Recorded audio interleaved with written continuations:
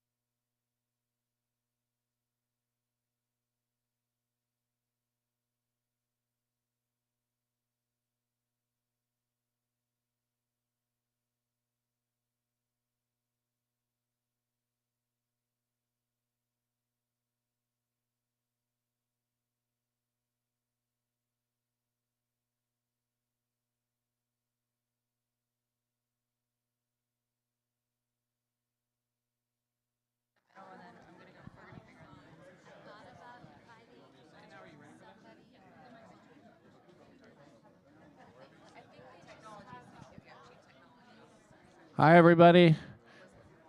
Thanks, everyone, for coming. This is a great room. We're going to play a short video while everybody just kind of gets settled down and sits down, and then we'll get things started just here shortly. Thank you so much.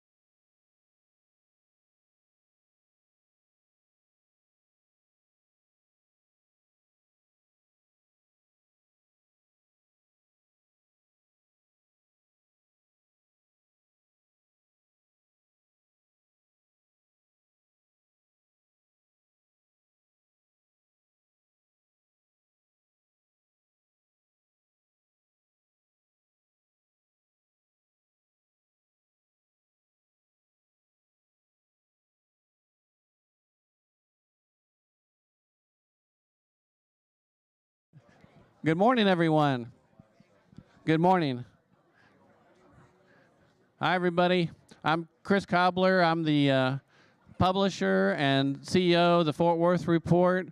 We are so thankful and appreciative of the fact that you're here this morning, bright and early. I'm always amazed at how many people in Fort Worth want to come out early in the morning to talk about important issues, but that's so reflective of who Fort Worth is, right? We all care about our community and want to make it better in whatever way we can, and that's what the spirit of our Candid Conversation series has always been, and that's the spirit of our Growth Summit today. This is our first Growth Summit. We're really excited to tackle the 1 million and counting challenge that's an opportunity that's ahead of Fort Worth. So this Growth Summit, we hope to become an annual event, sort of a Fort Worth Report Fest, you might say. And that's all happening because of you. First, I want to say it's also happening because of our remarkable staff. So if our staff could kind of wave, and I'd like to give them a round of applause.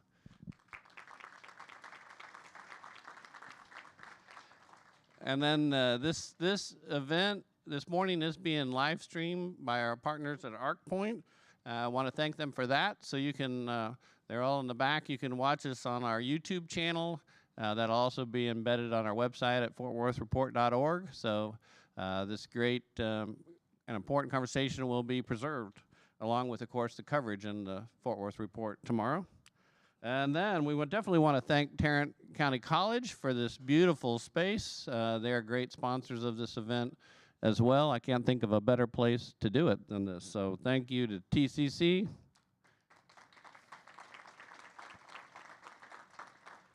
And then our other sponsors include, along with Tarrant County College, Trinity Metro, who you'll hear from later today, and the North Texas Community Foundation, the Real Estate Council of Greater Fort Worth, BNSF Railway Foundation, the Mental Health Connection, the T3 Partnership, who you'll also hear from later today, and United Way of Tarrant County. Because of all of our members, because of all of you, because of all of our subscribers, we now have over 95,000, almost 96,000. We have a whiteboard we keep updating with all the new subscribers we have. So we have almost 96,000 subscribers. We're looking at reaching 100,000 by the end of the year. And I just want to stop and pause on that figure a minute, because that's remarkable from where we started in April 2021 to have that kind of reach and that kind of impact in the community. And it's all because you've told us time and time again that you want trusted local news and information. And so that's what we keep trying to deliver every day with our staff. We've got over 2,600 members, and by members we mean people who make a donation of any kind to our nonprofit, of any time, whatever level is meaningful to you. We value each and every one of them. And so if you're not a member already, there's a QR code you'll see there where you can become a member very quickly. Now I want to introduce our presenting sponsor today. I saw him last night at the Styx concert. and it really made me think about JPMorgan Chase and how much they're involved in the community. And they were sponsoring the Legends concert, which is a benefit for UNT Health. UNT Health, of course, is a great cause, and JPMorgan Chase has been a presenting sponsor of that since its first year. And now here's JPMorgan Chase being the presenting sponsor of the first year of our Growth Summit. I think that's crazy. So I think that's wonderful, and we see this becoming a legendary event for many years to come. So I'll stop there before I get out of control and let JT come sail away. Thanks. Thanks, Chris. Thanks, JT. Yes, good morning. Chris and I were already talking about we should have planned the schedules a little better. We had a late night at Styx at Bass Hall last night, and then an early morning. What better way to start the day? It is a privilege to welcome you to the Fort Worth Report's 1 Million and Counting Growth Summit, powered by JPMorgan Chase. My name is JT Augenbaugh, serve as Fort Worth's market manager for our JPMorgan Private Bank, and also vice chair of JPMorgan Chase's market leadership team in North Texas. I'm honored to help kick off today's important conversations. Thank you to the Fort Worth Report for bringing us together, and to all of you, community leaders, business partners, and neighbors, for joining us as we look ahead to Fort Worth's next chapter. Before we dive into today's agenda, I want to take a moment to recognize the vital role local journalism plays in our community and why JPMorgan Chase is proud to partner with and invest in the Fort Worth Report and the American Journalism Project. Since launching in 2021, the Fort Worth Report has grown from just 6 staff members to a team of now more than 20, serving Fort Worth, Arlington, and Tarrant County with independent, factual news coverage. Their mission is simple but powerful: to inform public decision-making, hold policymakers accountable, and tell the stories that matter most to our community. In a rapidly growing city like ours, having a trusted, nonpartisan source of local news is more important than ever. Research shows that strong local journalism leads to an increased civic participation, less fraud and waste, and government accountability, all keys to a healthy democracy. Studies also show that more than 40% of Americans trust local news, compared to less than 30% who trust national outlets. And 85% say local news is essential to the well-being of their community. At JPMorgan Chase, we invest in organizations like the Fort Worth Report and the American Journalism Project because we believe that a stronger democracy leads to a stronger economy, especially at the local level. We see firsthand how independent journalism helps communities thrive and how it empowers citizens to make informed decisions, participate in civic life, and hold institutions accountable.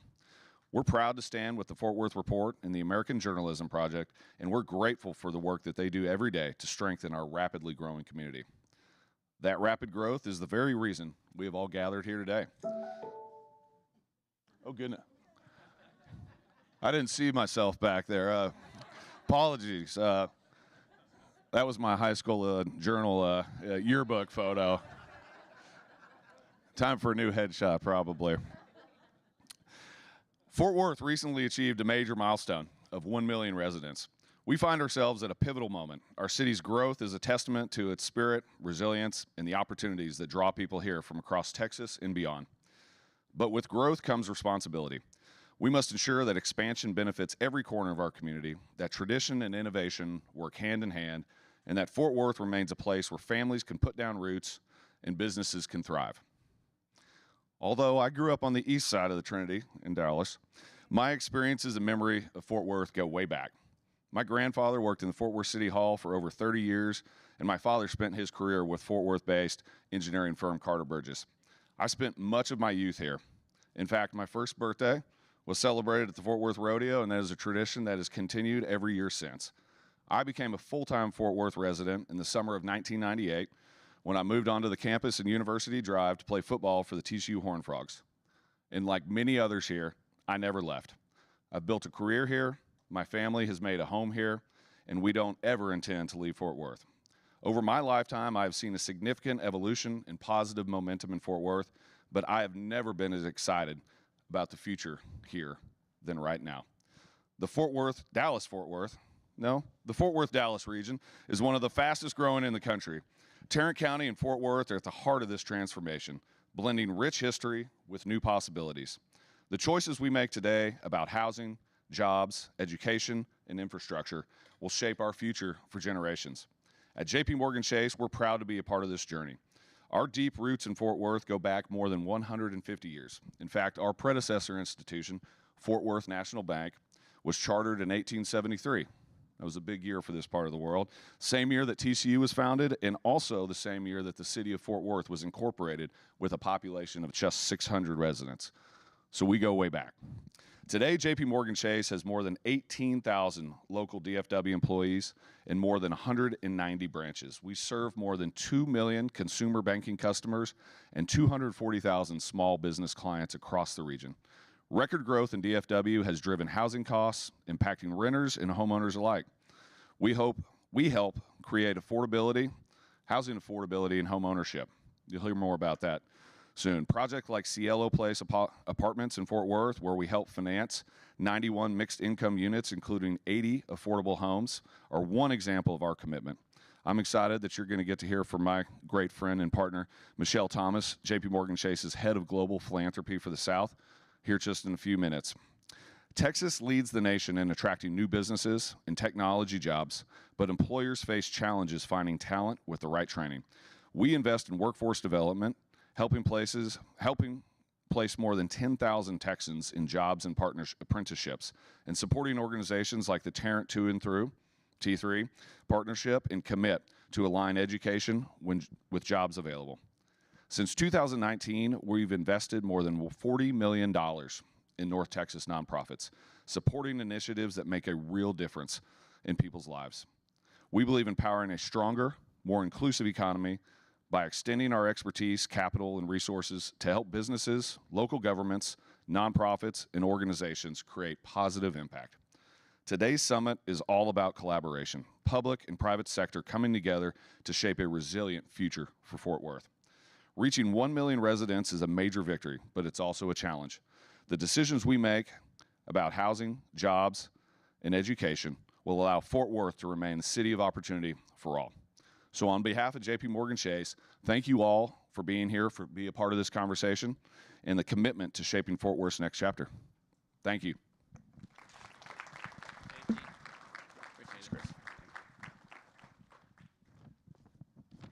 All right, thank you so much, JT, and appreciated all the information as well about the importance of local news, 100%. We're going to get started now, though, and speaking of the importance of local news, I'm really proud to introduce to you our moderator today, Nicole Lopez. She is the only full-time reporter covering the environment in the whole DFW Metroplex. I mean, I bring that point up to tell you that there's so much need for more local news, right? The environment is a huge, important issue. Water is one important piece of it, and that's what today's topic is.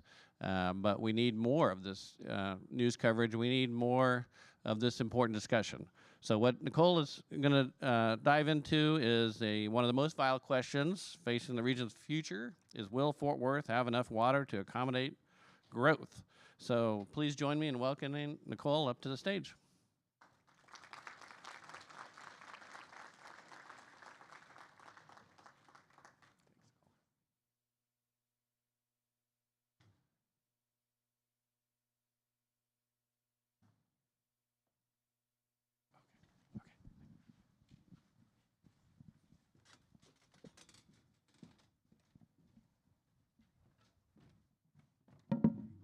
Alrighty, good morning. Well, thank you all for joining us today. I'd like to start by thanking Chris for the kind remarks.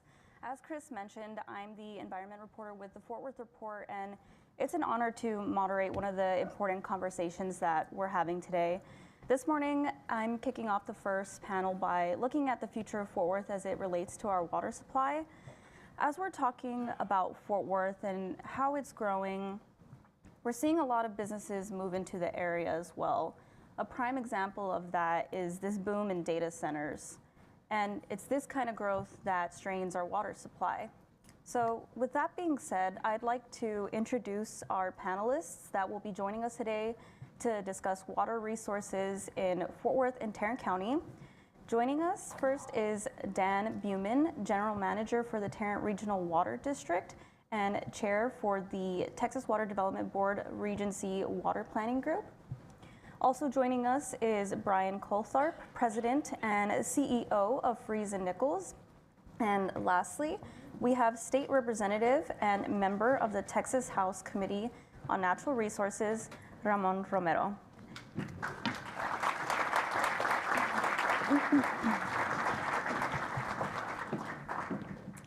Just a quick housekeeping note for our panelists. Water can be a complex issue, so I kindly ask our speakers today to just explain any industry or technical terms or even acronyms that we're mentioning, just to make things a little bit easier to understand for our audience.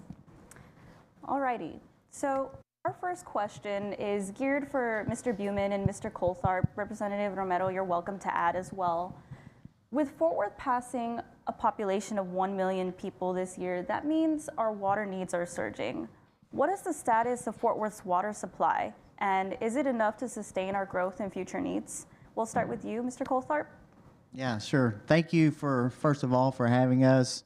Water is important, and I think for all of us as leaders in the community, It's very important for us to be talking about this and to be aware of what's going on. So hopefully today, with my two esteemed panelists here, I hope we can clear up some of that for you all. So yeah, you know, as Nicole mentioned, certainly a lot of growth here in Tarrant County, but all over Texas as well.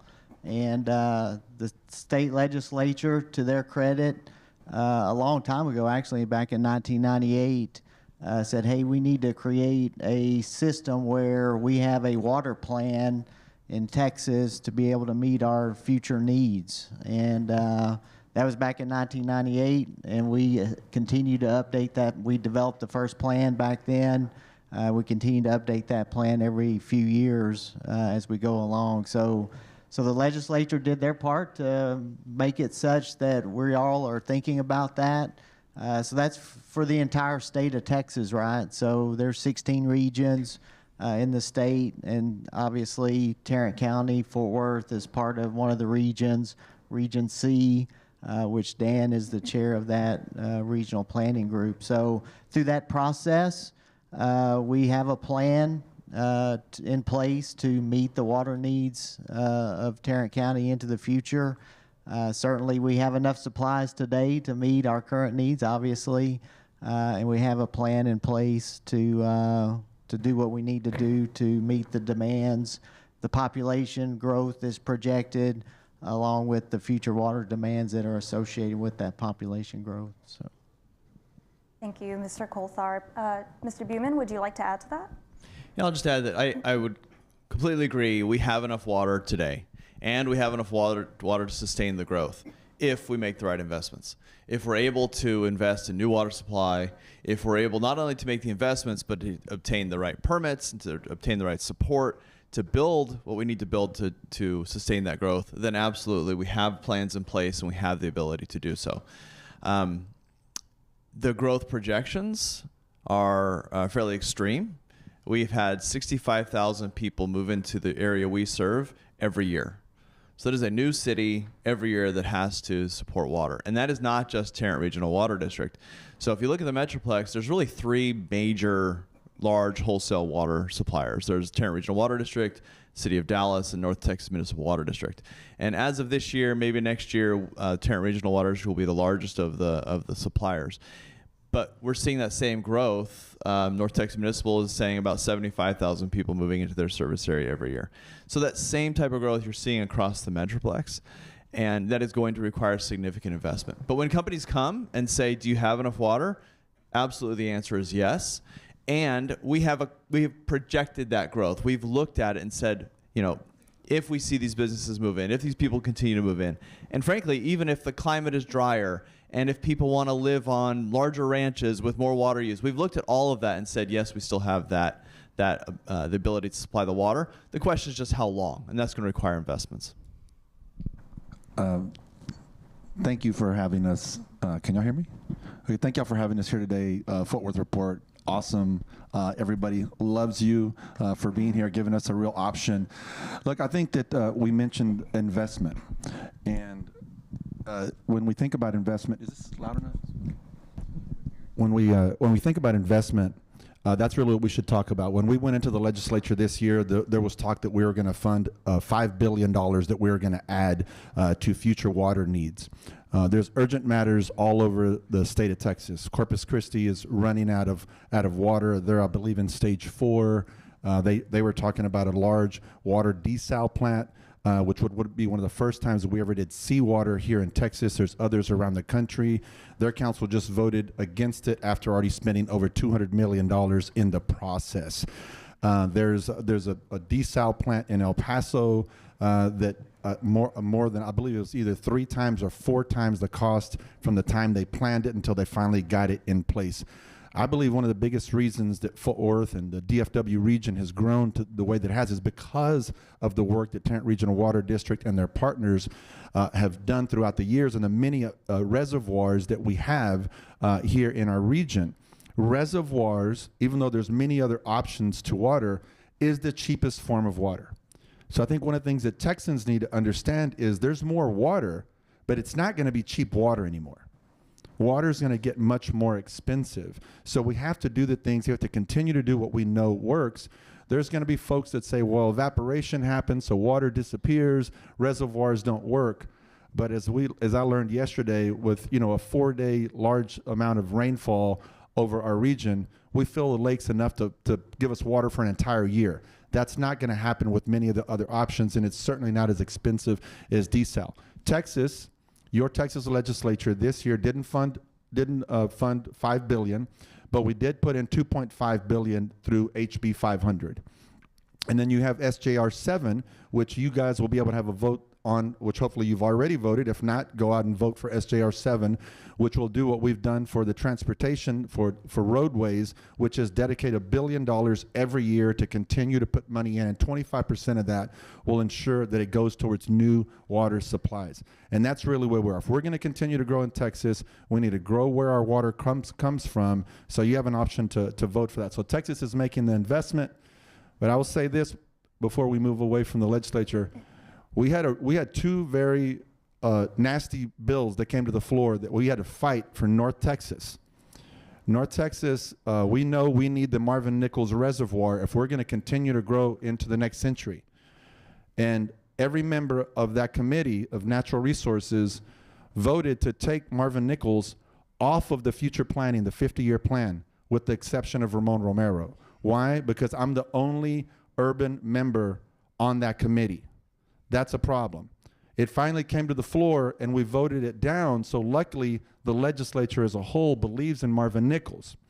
There's other bills that came to the floor that were also dangerous precedent. ASR, which is Aquifer Storage and Recovery, that's something that we'll let Dan talk about later.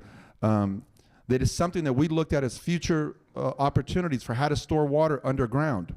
There was a bill by Representative Gertis that prevented the Austin's municipal water authority from injecting that into an aquifer in Bastrop County, because they said, we don't want your dirty water, even though we know the science says it's clean.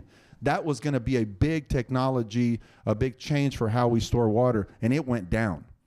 So that's not a high precedent, a good precedent for us moving forward with how we're going to store water. I'm going to stop there.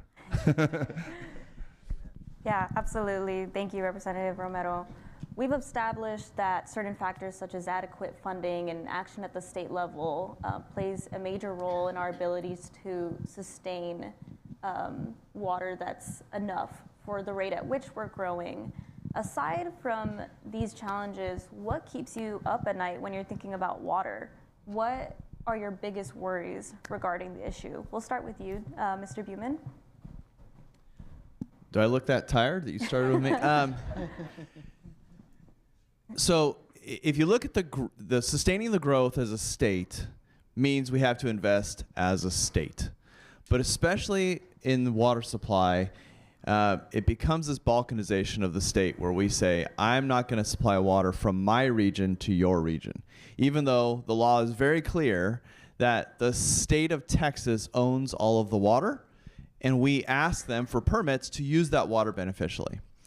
And so what keeps me up at night is this idea that if you look at the Trinity River watershed, the Trinity River Basin, which is where we all live, it's Dallas-Fort Worth, all the way down towards Houston, that river, that watershed is essentially tapped. We have built many reservoirs, and I want to echo what Ramon said. It is this idea that we are standing on the shoulders of all the giant work that's been done in the past. All these reservoirs we have are the reason we all live here.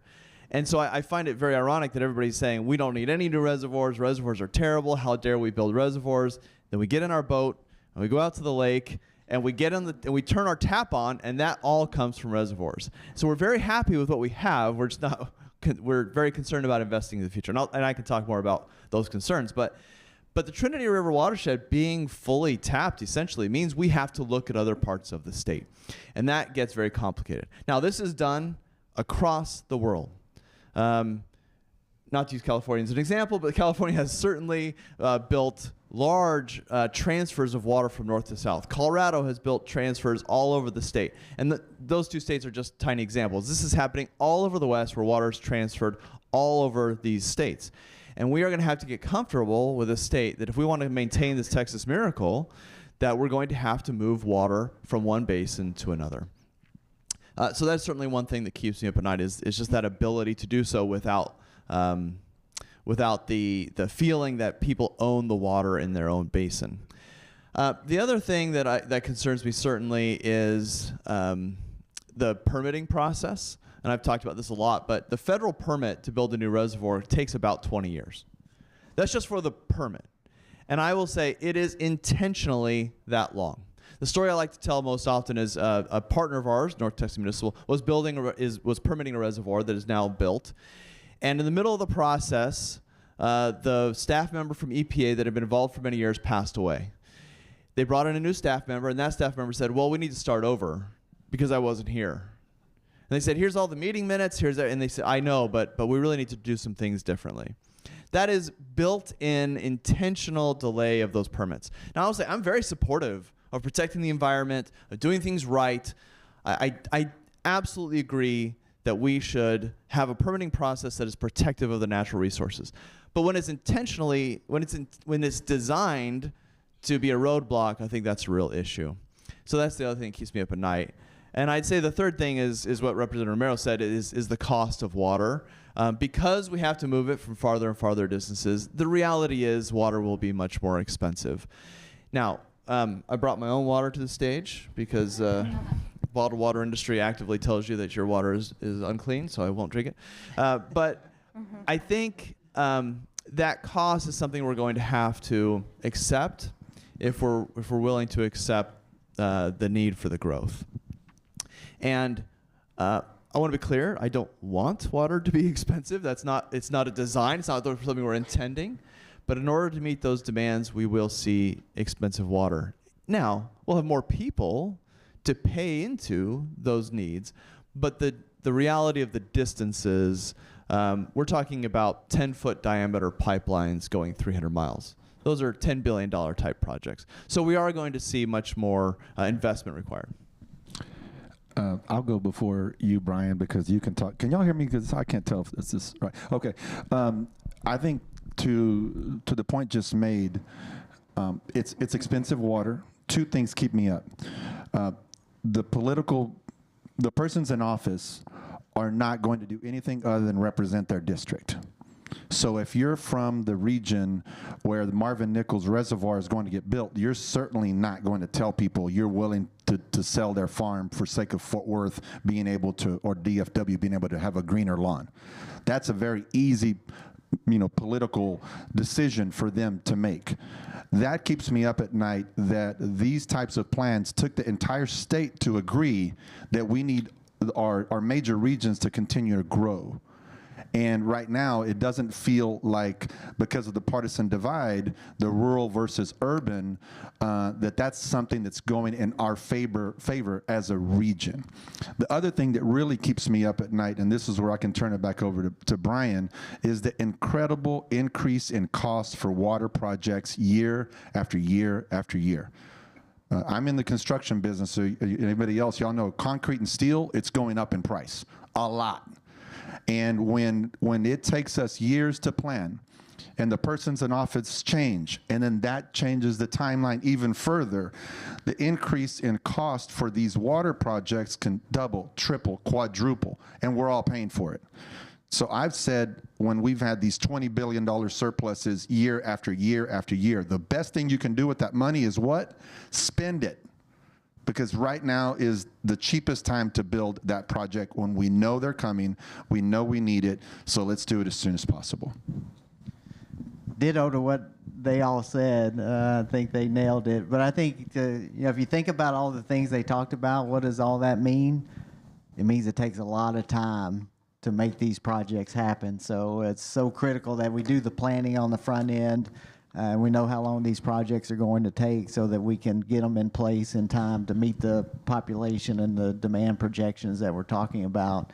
Just to hit on a couple of other points on the things they talked about. From a permitting standpoint, Dan's right. I think none of us will argue that we don't need a permitting process. That's not what we're saying. The permitting process protects our environment, and we need to do that.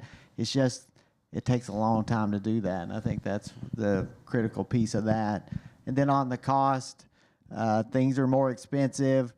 And that's just the way things are. And I think we have to come to that realization. The thing that I think we all as leaders in our community need to think about and talk about is, I mean, we're all willing to pay for technology, right? Our cell phone, streaming, all that stuff, all the technology things. But if our water bill goes up $1 or $5, it's the end of the world, right? I mean, I think it's a mindset, right, that we need to overcome as leaders to start talking about that and to get our communities with the realization that, I mean, water is cheap. It is very cheap if you look at everything else that we all do on a daily basis and the things that we pay for. So I think we, as community, as leaders, need to be thinking about that and overcome that, because we can do it, but it's going to cost, and we're going to have to come to those realizations. And people like Dan and Ramon, face the political pressure of, oh my gosh, my water bill's going up. Well, do we want water or do we not want water? I think that's what it boils down to. Absolutely. Thank you, Mr. Coltharp. We've talked a lot about permitting. Can you explain a little bit more about what that process looks like and why it can take as much as 20 years to obtain one? I can explain what it is. I don't know if I can explain why it takes so long. Really 2 levels of permitting to do these projects like we're talking about. First of all, I'll say all the water in Texas that's in the bed and banks of all the rivers and creeks in Texas, that belongs to the state of Texas. And so for any entity, including Tarrant Regional Water District, to use that water, you have to have a state water right permit to use that water. So certainly TRWD has permits to use all the water in all their reservoirs. These future projects that we're talking about, we have to get state water right permit to be able to use that water. So those are state permits. We also, as Dan already mentioned, and Ramon mentioned, all the water projects, water supply projects that are close and that are hence the least expensive projects, they've been done. And so we're talking about for the future going out further away from the DFW area to secure those water supplies. And when you do that, you're moving from the Trinity River Basin to a different river basin, so you have to have what's called an interbasin water transfer permit. So that's another permit. And then the big one, the one that Dan mentioned, the Section 404 environmental permitting, that's a federal permit. So again, there's state permits, there's federal permits. So that's a federal permit. The Corps of Engineers is the entity that, quote unquote, owns that permitting process. So that's who we work with to secure those permits. So state, federal permits, and yeah, they take a long time. We were involved in this project Dan was talking about earlier, and so we witnessed that when the change of staff created years of additional work and a lot of extra expense that we all end up paying for because of that. So certainly, much like at the state level, working with great representatives like Ramon at the state level, we as an industry are doing that at the federal level as well to try to help.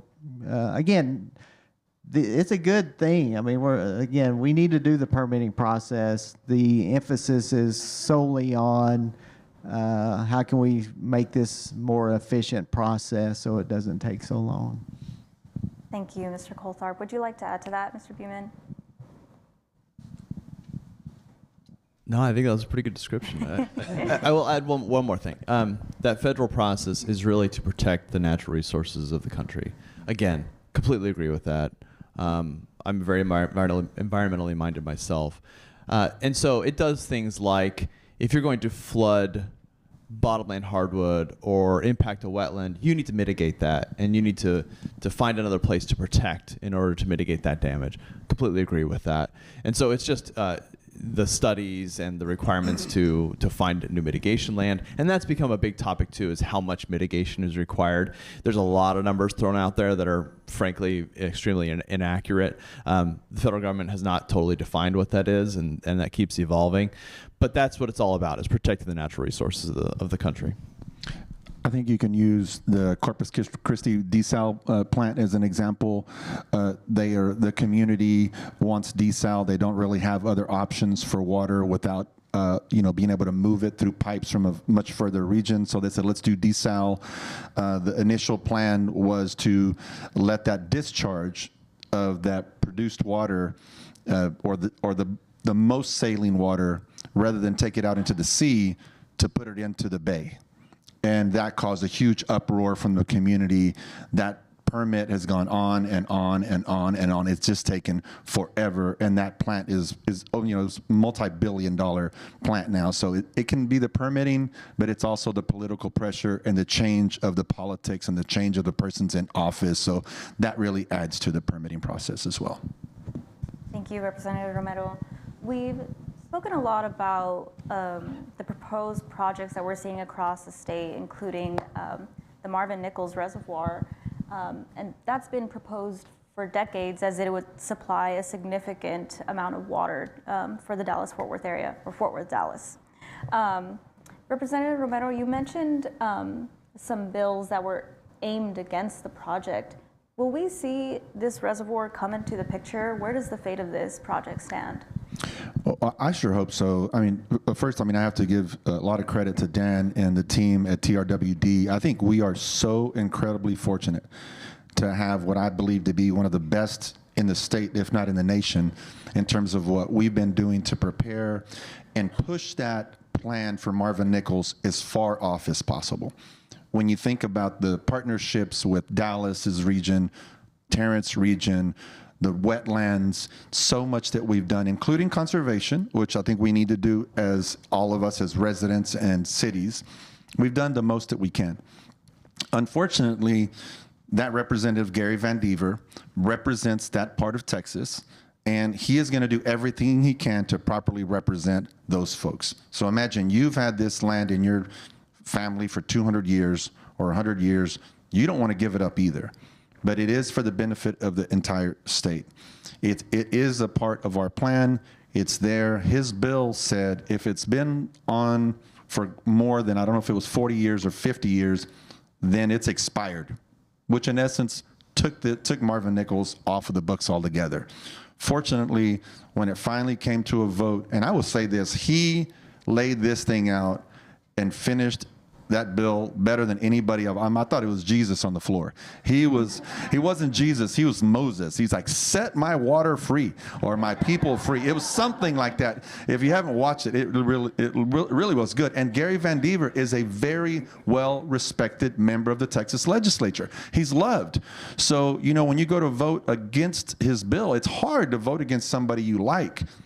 But it was close. But we were able to kill that bill. So there's efforts to take it off. Do I think those efforts are going to die? No. We've had things like the high-speed rail where eminent domain became a problem, and everyone says, don't take my land. So kind of those factions teamed up with the local factions, and if you get the right number of votes, then it's gone. And then bringing that back, I think, would be virtually impossible. So TRWD is doing what's necessary to prevent it and give those people some peace, saying, we're not doing it right now. The problem is, we're going back to permitting, that can be a 20-year process before it's even online. So if we continue to wait and wait and wait before we even start the permitting process, it might be too late. And if the political winds change, then that could take it off the table. I hope that doesn't happen. So what my wish would be that we go ahead and start planning, saying, yes, we're going to do that. And I think in order for that to happen, it's going to be people and leaders with way more power than a state representative than myself to say we are doing this, and it would probably have to come from the governor's office at least to say now is the time. Absolutely. Thank you, Representative Romero. Would you like to add to that, Mr. Buhman? That was so well said. I just completely agree with everything you said. I'll add, want to build Marvin Nichols. It's not like, a dream of mine to build that lake. There's really no water project that I think this is my dream to build this particular project. What we want is to meet the demands that are placed on our system. We also don't create those demands. I have never been to another state marketing that the people should move to Texas. This is something we're responding to. So when I look at Marvin Nichols, it has got to be in our portfolio as an option, and we have to pull the trigger at the right time. But the first thing we're doing is trying to change minds about how we conserve the water we already have. That is another big sea change that's coming.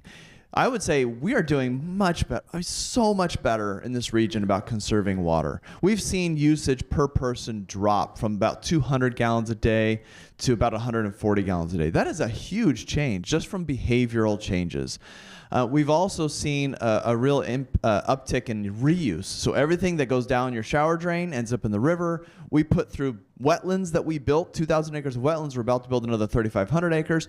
And then that gets polished and cleaned. It comes out looking drinkable. You should not drink it at that point. It goes back into the reservoir. We pump it back up here, clean it, and everybody uses it. Those types of changes have saved money. It's good stewardship of our water resources. But the next big change is to get from that 140 gallons per person to something even lower.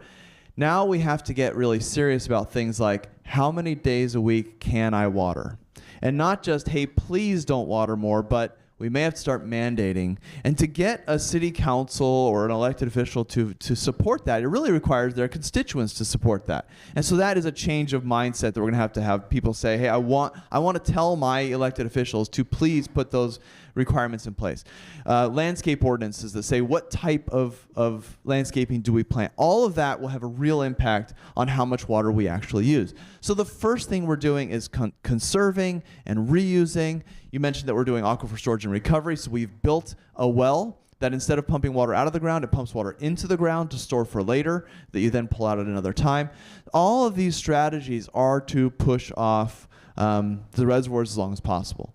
Now, I heard during the legislative session there was this talking point going around that reservoirs are 50-year-old technology. The wheel is also 5 million-year-old technology. That doesn't mean it's wrong. It doesn't mean it's bad. It's still good technology.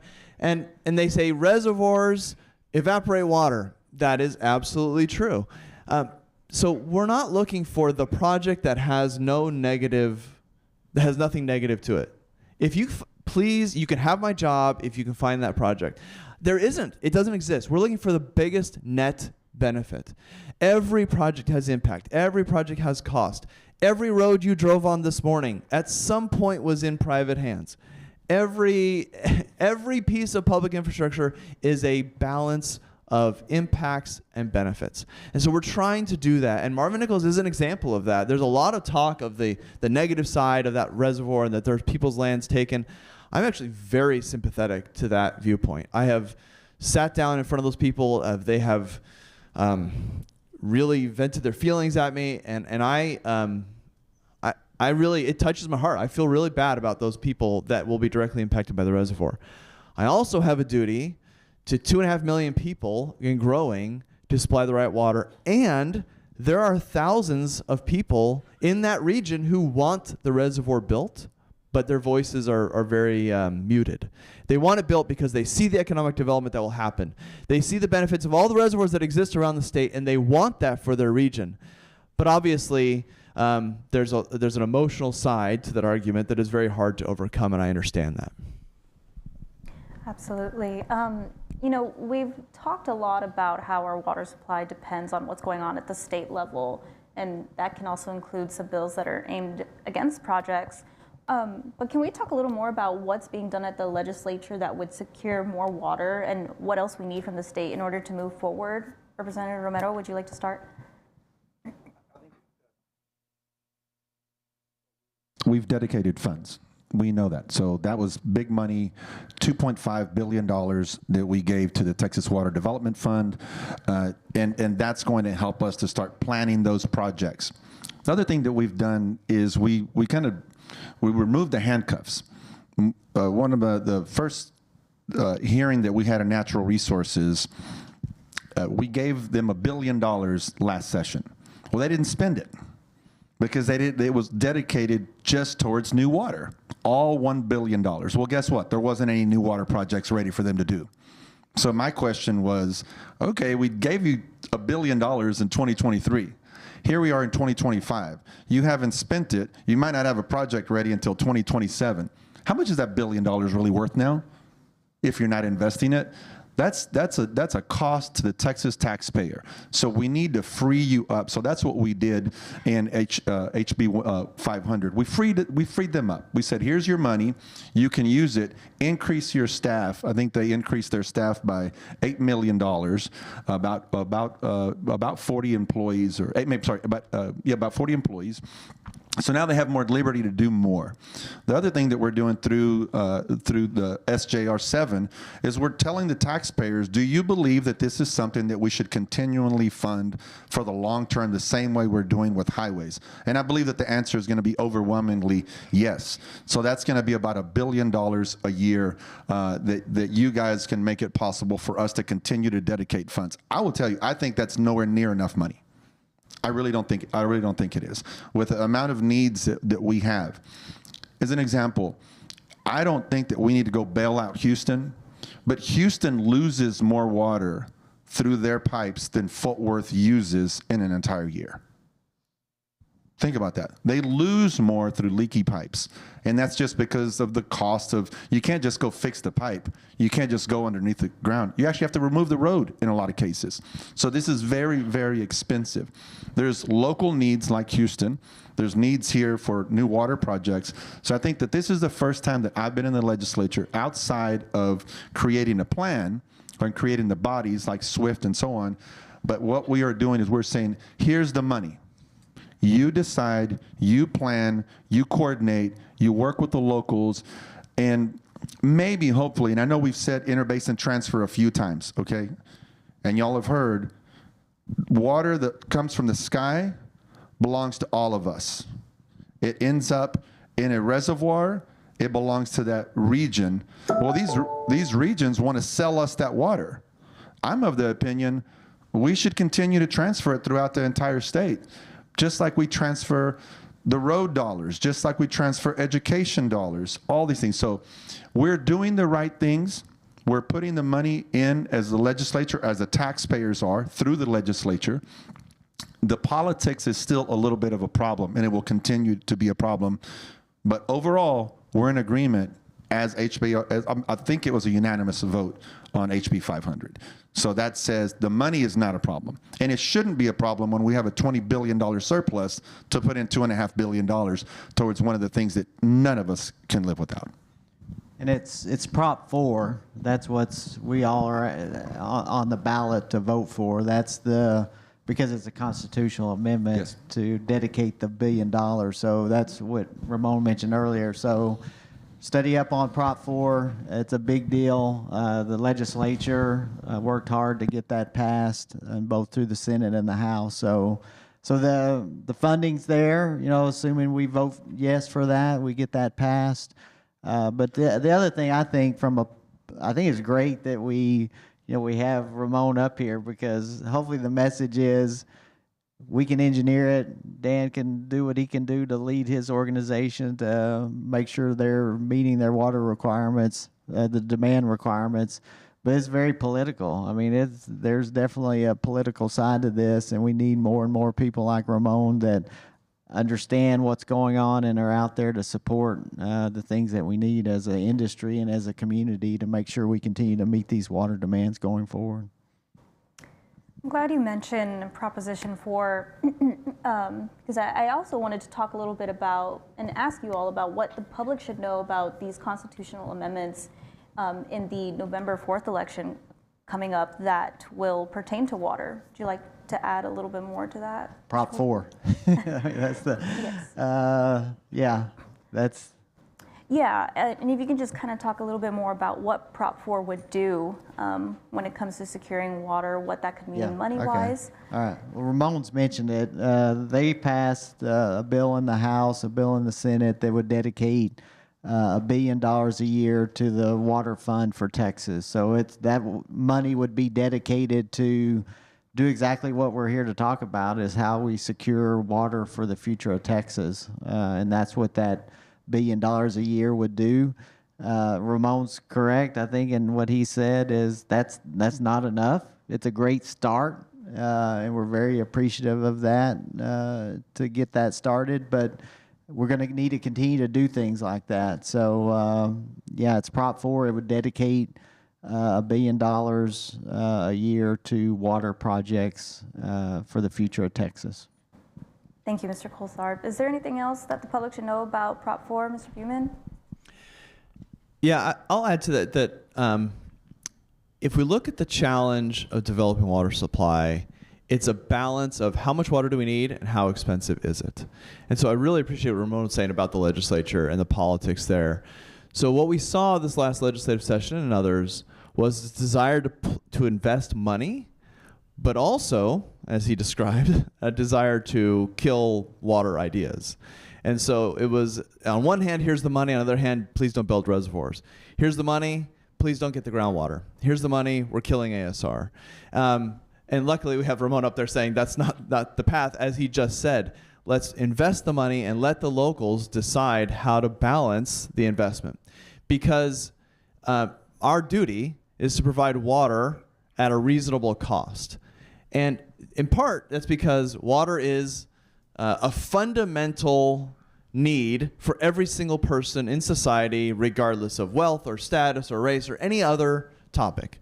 And so we have to make that affordable. So if we look at these projects, we say, for the example I would give is some members of the legislature are saying, please don't build Marvin Nichols, maybe not a please there, saying don't build Marvin Nichols, go to Toledo Bend, which is an existing reservoir on the border of Louisiana, which is also very far away.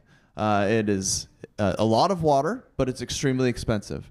And so my take is that is a hit it's great for reliability, but it's a massive hit on the affordability side. And so if the state can invest money and say, we will participate in that increased cost, we will invest so that increased cost is somewhat diminished, so to make it more equitable to other ideas, so that perhaps the increased cost of going to a Toledo Bend, we can decrease that so that it's more equivalent to some of your other options. That makes a lot of sense to me. Otherwise, what happens is the local customers, when I sit with local customers, they say, you're choosing a more expensive option. Now, they're smart enough to understand I'm not choosing that option. It's all the things we've been talking about that can push us that direction.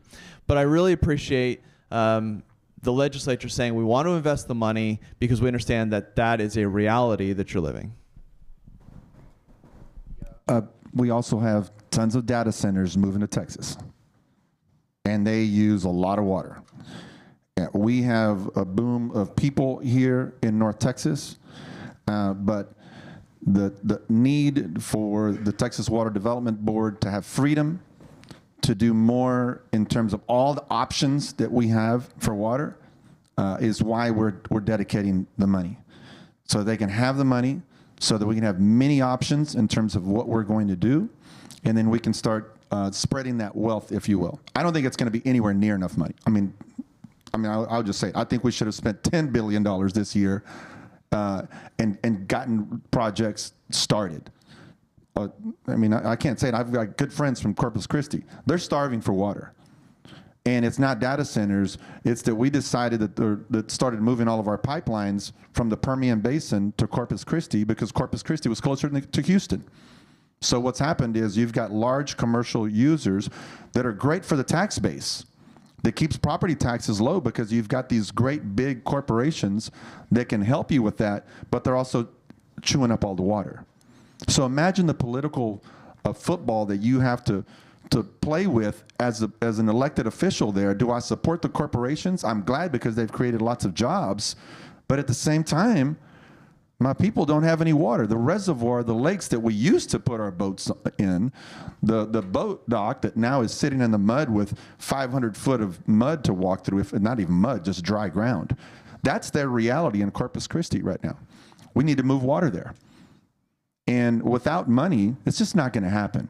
And yesterday, I was able to take a tour of Tarrant Regional Water District, and I was asking the question, like, how much is just one of these little lines? Every one of these lines are in the billions of dollars when you think about land acquisition, when you think about the construction cost, and that the pipe is 120 inches in diameter. So we're doing a lot in the legislature. Please, y'all, vote for Prop 4. But that's only a drop in the bucket, no pun. But we have a long way to go. And I have continued to hammer down the politics. This is something that the entire DFW region and everywhere where the region is going to grow, which means Parker County, Johnson County, Collin County, all of us should be on the same page when it comes to water infrastructure. So no matter who you are represented by, that might be a good question for you to ask your representative when you run into them. How do you feel about water policy? How do you feel about future reservoirs? Talk to them, know how they feel, because planning is kind of under attack in the Texas legislature. Local control is under attack in the Texas legislature. Local control sounds like an urban thing. Annexation is under attack in the Texas legislature. There was a lot of really great thinkers in our past that understood that without planning, we're not going to grow into the best state in the union. Without planning, we're not going to have the best DFW region like we have here and we've benefited from. Every session, they've been chipping away at local control and planning to the point to where cities are pulling back. Water is not like planning roads. You'll still get there. It might just take you a lot longer. Without water, we're not going to grow. So I think when you start prioritizing the questions that you have for your elected officials, this should absolutely be as high or higher on your list than roadways and transportation and mobility. The other thing I'd add to all of that is that everything we're talking about so far has been at the state level. I also feel like we need to do a better job of extending that up to the federal level in terms of trying to secure some funding. If you look at our transportation system, TxDOT and our Department of Transportation works a lot. I feel like it works better at the federal level in securing funding to help us build roads in Texas. And we do a little bit of that on the water side, but probably not as much as maybe we should be doing. So I know that's something that's a focus of ours as an industry, is to try to reach out even to the federal level to help secure funding for some of these major projects that are going to be coming up. Thank you, Mr. Coltharp. I know that we can talk about water all day long, but we will wrap our conversation today with this one last question that I have for each of you. Tarrant County is projected to hit a population of 2.8 million people by 2040. With that being said, how can we get residents, city leaders, and even businesses to be cognizant of their water usage? How can the community and even the people sitting here with us today play a part in that? I think step one's being here, so we appreciate you all being here and listening. But put a plug in for, there's a website out there, waterisawesome.com. It's a website that TRWD, North Texas Water District, Dallas Water Utilities has out there. You can go on that website. It talks about leaky pipes, how to correct those, how to be aware of that, how you can build a more water sustainable yard in your yard. So there's a lot of educational things out there. I think it's a great website, waterisawesome.com. So I'd encourage you all to go out to that. There's also a website out there, I think it's called watermyyard.org. watermyyard.org. A lot of our water usage is out there on watering our yard. That's a great website. There's technology out there today. There's no reason you should just turn your water sprinkler system on. There's technology out there that monitors the weather patterns, and you can get a text from that website. You can sign up for that. You can get a text, and it will tell you how much to water your yard each week based on the weather conditions. So I think it's the education is what I would say, and being aware of the things that we've talked about today are the most important things I feel like all of us in this room can do. Thank you, Mr. Coltharp. Mr. Buhman? Yeah, I agree. I think we will never have the same reach as Taylor Swift on social media. And we know that, and we know that there's 1,000 things that demand your attention. I I think it just comes down to those simple decisions of how much do I water this week? Like you were saying, I get an email every week that tells me how much to water my lawn. I go out and I adjust the sprinkler, done. I'm going to plant a new plant. You think, did this come from a water-rich part of the world, or is this a Texas native plant? So those simple decisions make a huge difference. And the last thing I will add is please talk to your local elected official and let them know that you do support water conservation. You do support them, some mandates. And I say that it's unfortunate that we require that, but to change those behaviors, the two things we've seen that actually change people's behavior is, number one, is price of water, which, as Brian said, is very difficult for a city council to say, we're going to increase the cost of your water in order to get you to water less. And then when people water less and they raise the price, you can see how that cycle is not very popular. But the other is to say there's mandates for twice-a-week watering. Fort Worth has done that, and it has had a real impact on the amount of water that we use. And then landscape ordinances are another place where if we say to our elected officials, we do support that, then they will say, okay, I'm willing to move forward with things like that that really make our water use more efficient. I see Ann Zeta in the back, so I want to thank the city of Fort Worth for creating the My Fort Worth app. So if you don't already have the My Fort Worth app, it's a great one to have. You see a water leak, take a picture of it, you put it on call. I mean, they'll be out there super quick. You can also call in potholes. I would say rock is beautiful. And over at 1801 Martin Luther King Freeway, you can stop in my stone yard at Stone Mason Supply, and you can get rid of all that San Augustine grass like I did in my front yard, and you can put things like decomposed granite and and boulders, and you can plant things like Texas yucca or a Vitek or lantana, to his point, and to Dan's point, and you can get rid of that front yard. And I love it. And I have neighbors that come out and say, wow, I love your yard. It's so neat. And I'm like, yeah, and I barely even water it. Like, I just keep things alive because a lot of these plants, it doesn't take a whole lot to keep them alive. I used to have a San Augustine, I'm literally on 2 acres. I had San Augustine in my backyard. I don't really care about that anymore. And there just comes a point. I mean, maybe I helped lower that average quite a bit, Dan, but I think all of us really should take that seriously. Do you really have to have that kind of yard still, or is that something of the past when we know that water is so limited? And I just think that there's a lot that we can do, even in our businesses. For those of you that own a business, how often do you do like a water audit? How much you spend?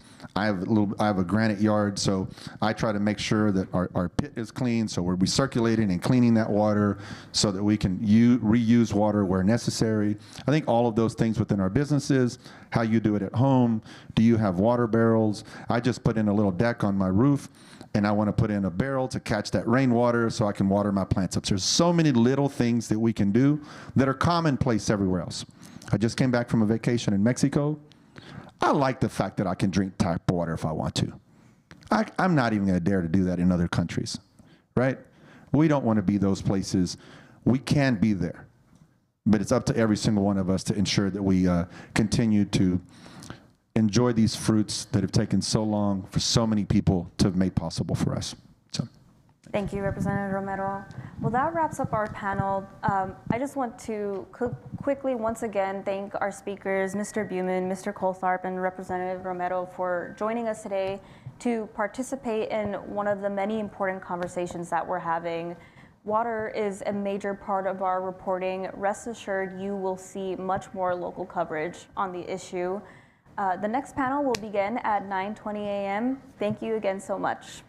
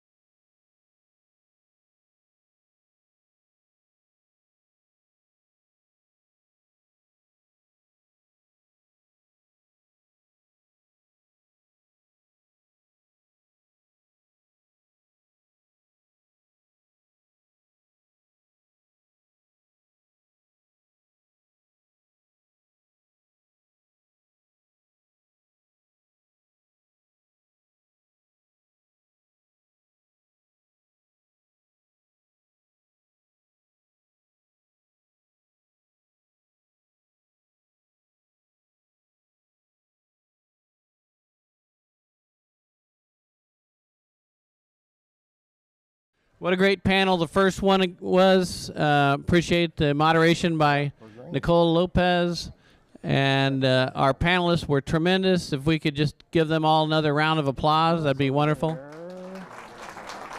I don't see Becky, actually. I want to introduce to you now the CEO of Trinity Metro, Rich Andreski.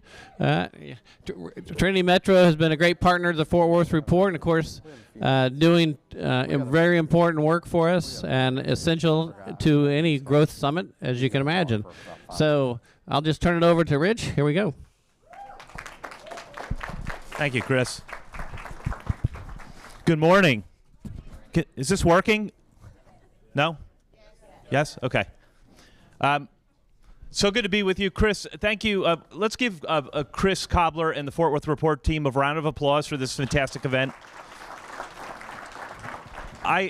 When we had the opportunity to sponsor today, this morning, we jumped at the chance. The Fort Worth Report, what Chris and his team have put together is extraordinary. It's a conversation in our community that really needs to be happening, and we're really happy that the Fort Worth Report has stepped up and put these forums together. So again, I'm with Trinity Metro, and just a word about Trinity Metro. We are your public transportation system. And in a city that used to be much smaller, we provided a vital service to our community. That role of our agency in providing those buses and trains and the connections to DFW Airport on TexRail and our on-demand programs that take you from point A to point B in different zones throughout our city are becoming increasingly important. We talk about a city of 1 million, and we talk about what that means. Today's discussion on the future of water was sobering. Growth doesn't come without some growth pains. And so Trinity Metro is here to support mobility in our region. And why does it matter? Well, we've taken time to survey many of you. I don't know if any of you got the call, but we did a Tarrant County-wide survey and learned that a few things. 1 in 3 residents here in Tarrant County uses Trinity Metro service at least once a year. So that's a fairly large population of users. But what we also learned is that traffic and congestion are top of mind for many people. Okay. And as we think about growth and we think about mobility, what transportation represents is really the economy in motion, right? The ability to move on our highway system, the ability to move on our train lines and bus lines is a direct measure of productivity, right? When you're in traffic, not only are you unhappy, you're unproductive. And so Trinity Metro is thinking about big ideas. You may have seen some news from us recently about some innovations that are happening, and those are incremental and important innovations like Orange Line to the Stockyards and Blue Line around downtown. What we're thinking about now, though, is really something quite extraordinary for our city. A city of 1 million deserves a public transportation system, a top 10 public transportation system. And so we are hard at work right now. Nothing to announce today, but I'll tease a few ideas. We are hard at work on that next generation plan for our city that looks at how public transportation can serve and help propel our economy forward, improve our quality of life.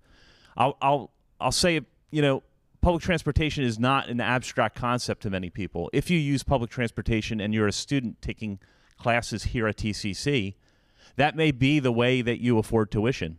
You avoid car ownership. You may not have the ability to drive. People are using it to access health care. They're using it to reach employment. And so we believe that with a county soon to be 2.8 million, we are going to need to do a whole lot more with our transportation network. And I'll say that it will come with lots of collaboration. We're going to be hopefully having future forums in rooms this size and bigger to get the best ideas. We have an opportunity here to build something extraordinary. I'll tease 2 quick things. One, we have a Texas A&M campus emerging downtown.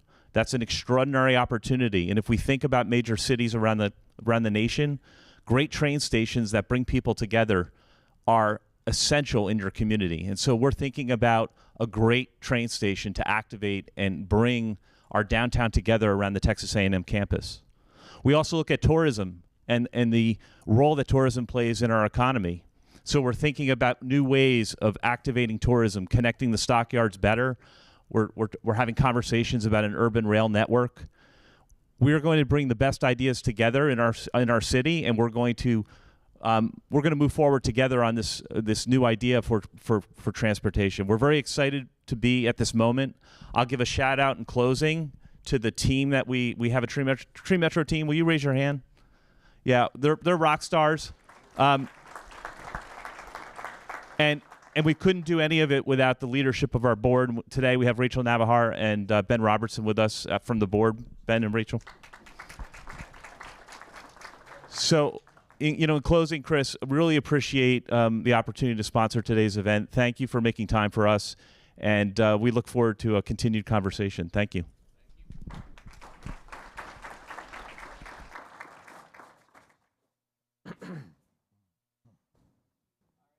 Get right to the next important panel. One of the very critical issues facing us is housing affordability. This panel is called Keys to Affordability, Housing Answers for Fort Worth. It'll explore leaders and developers who are working to keep Fort Worth livable and accessible as we grow to this tremendous population. Fortunately, we have leading the conversation one of the most experienced business reporters, I think, in all of Tarrant County, Bob Francis, our business editor. Come up, Bob, and we'll get started. All right.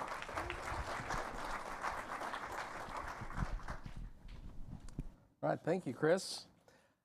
Yeah, so we have 3 great panelists that help us if they want to come on up here.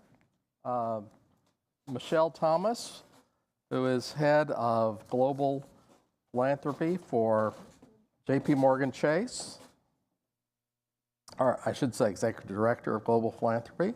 And then Becky Bass, who is president of the Fort Worth Community Land Trust, and Will Northern, owner and founder of Crescendo Development. Yes, welcome them.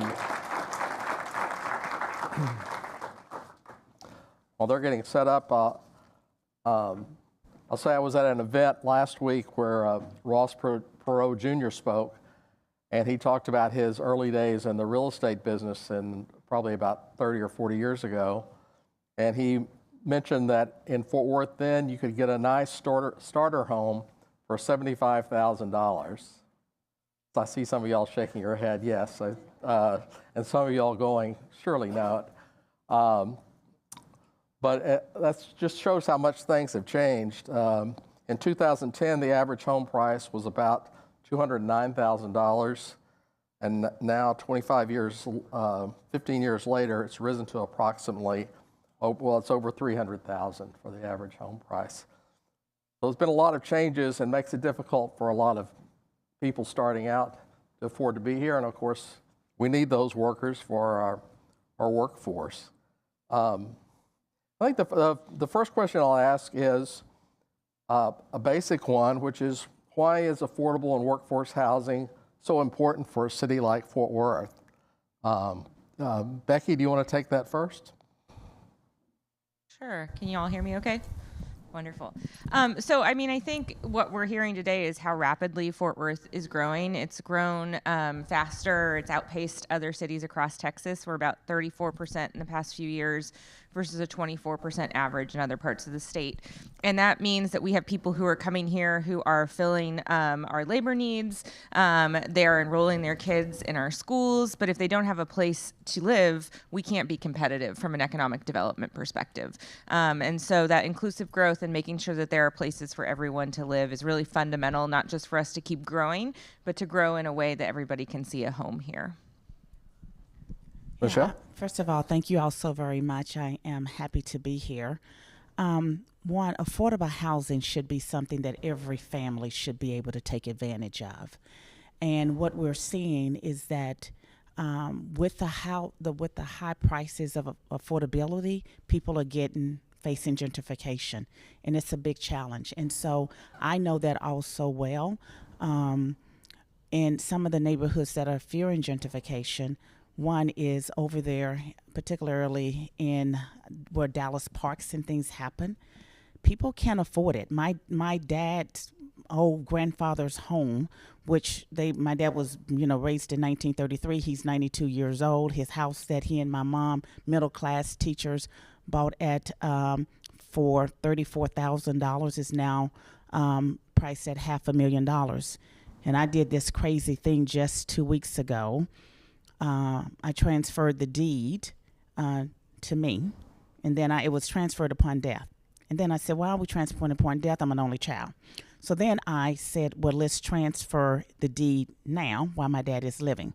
The neighbor on the street told me 2 weeks ago, he says, Michelle, why would you do that stupid thing? And I'm like, well, what are you talking about? He said, now you have to pay the taxes because you own a house, and the tax is now $14,000 in the neighborhood. And my dad just got veterans benefits and homestead, and I just paid the taxes, so I should know because it was only $565. So I corrected that because I just went down to the records building. And so we flipped that back to him. So we know that the work that we've invested in at JPMorgan Chase is critical when we talk and have a serious conversation about the value of land trust, because it keeps the affordability in neighborhoods so that people can stay and they have a right to stay in the neighborhoods in which they have invested in. Will, do you want to answer that initial question about why affordable housing is important for Fort Worth? Definitely. Well, I'll echo the sentiments there on the taxation and other costs. Insurance has skyrocketed recently, cost of construction, cost of land, everything has just gone up and making housing more and more unaffordable for a lot of folks out there. And so to have vibrant communities that are attainable for the entire workforce, we've got to get creative and to be able to have housing that's available for all. And so for a growing population as Fort Worth's, it's very important. So. I wonder if since I know you work a lot on the near south side, I wonder if you might talk a little bit about how important it's been for affordable and workforce housing in that area of the city. Definitely. So the near south side is unique, and I can't speak to the near south side without speaking about zoning. And the near south side has a thing called form-based code, which allows for a denser housing product where it kind of calls for that property to be up on the street with parking in the rear, and allows for denser unit count and a lower parking count, and encourages walkable urban development.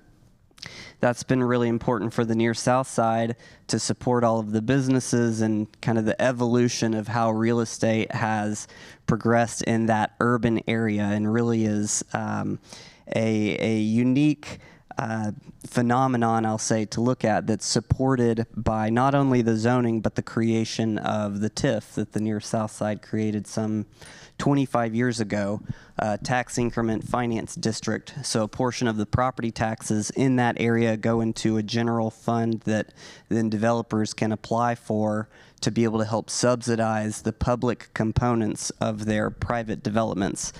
A lot of folks don't realize that developers have to pay to bring water, sewer, other utilities, curb, gutter, street trees, et cetera, sometimes to their site, which increases the cost. And all of that cost gets passed on to the buyer, right? And so the price goes up and up and up. And so to be able to help offset some of that expense, the near south side used a tool that the city can implement using those TIFs, and that's helped create a more vibrant community in the near south side where people can live, work, and play within an urban village type setting. And that's really, in my opinion, kind of the evolution of cities. As you watch, the populations grow, you have to go up in density to be able to support the civilization, if you will. So it's been, very important in the near south side. And I will add that's helped support the many hospitals in that area too, who need employees, and it's helped them stay, like you said, to be able to live, work, and play there. Absolutely. It supports the businesses that are there. You have to have density to support the businesses.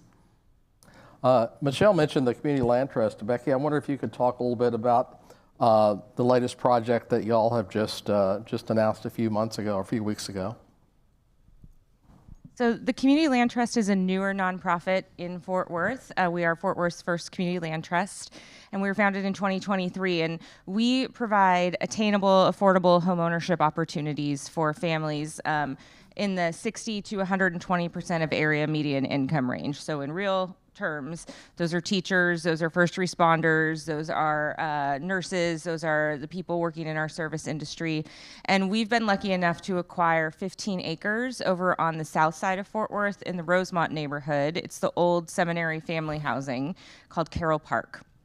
And we are hoping to have the first 20 homes for sale in Carroll Park before the end of this year. And ultimately, we're going to have 200 homes on the site, ranging from smaller rehabs that are 2-bedroom, 1-bath. They're absolutely beautiful. We have a model home we'd love to show you, up to new build 3-bedroom, 3-bath. And they're very at good entry-level price points. So the rehabs, for example, are $135,000.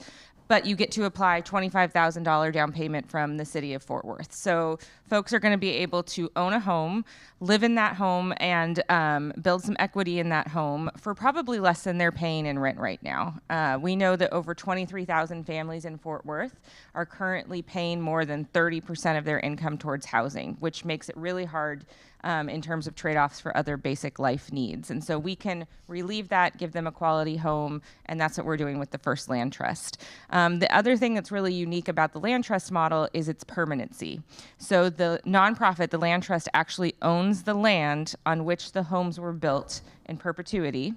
And then the homeowner buys the home itself, and then we have a 99-year ground lease that ties us together. So we're able to really secure the cost of the home to make it affordable, not just for families today, but the next and the next and the next. And we think that's a really important piece that's sort of missing in our ecosystem right now. Can you explain a little bit about how the land trust is set up and what that does? Yeah, And the partners you're working with also. Sure, yeah. So we've had great partners in the city of Fort Worth, in JPMorgan Chase, in the Rainwater Charitable Foundation, and our developer is Housing Channel, which is a local CHODO, a community housing development organization.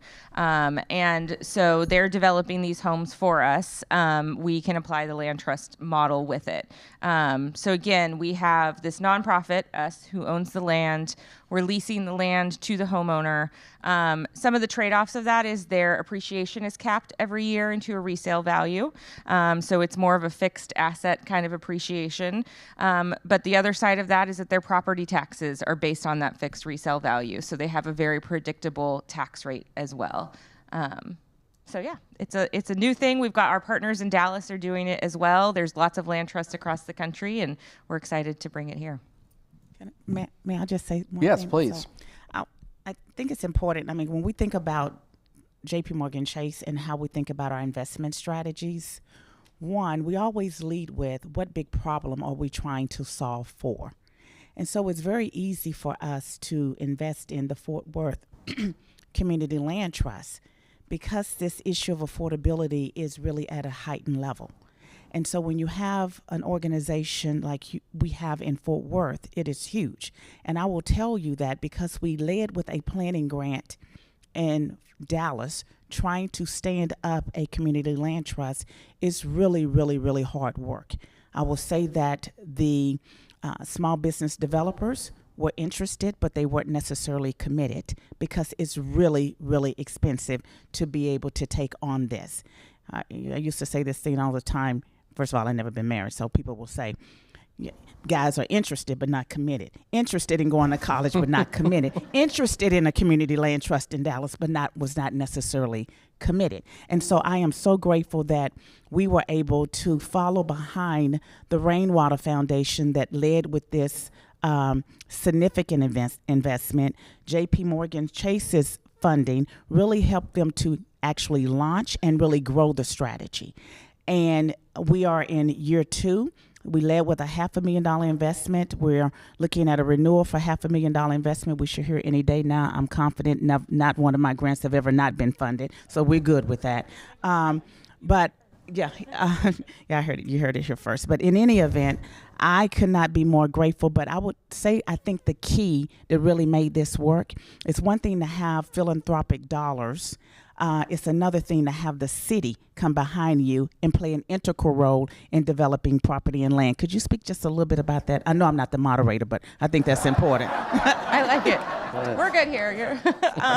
You're absolutely right. Municipal involvement and support is the only way these kinds of initiatives are going to be successful. And so the city gave us a forgivable grant as part of acquisition.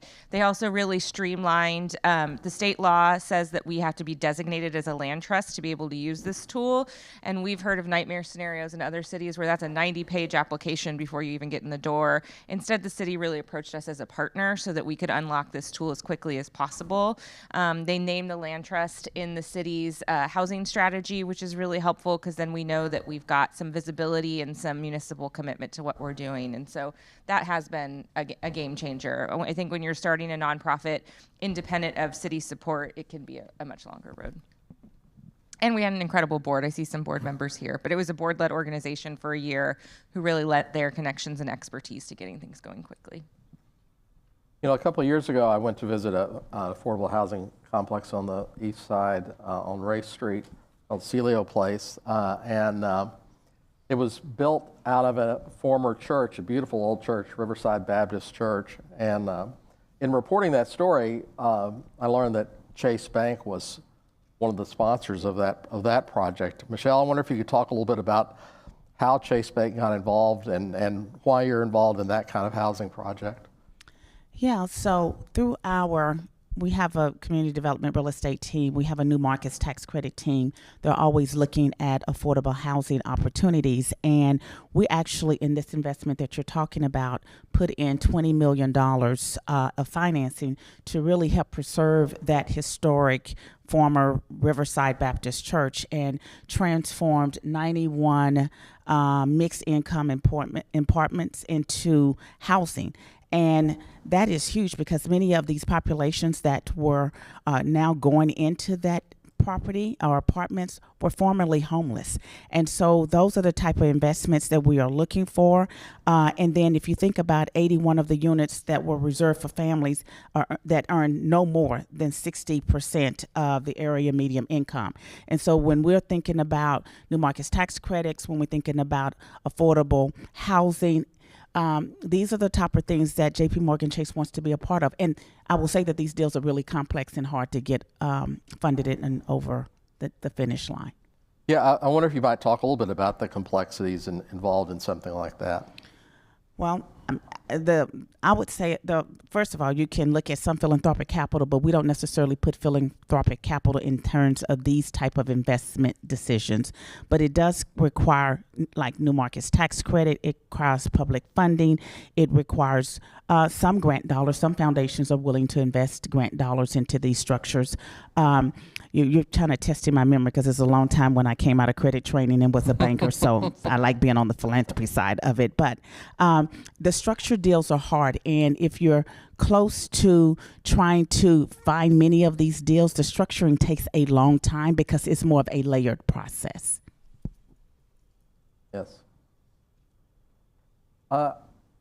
Becky, I wonder, well, all of y'all actually, there are a lot of stereotypes about affordable housing and workforce housing, and yet at the same time, we hear people saying, why isn't Fort Worth as affordable as it used to be?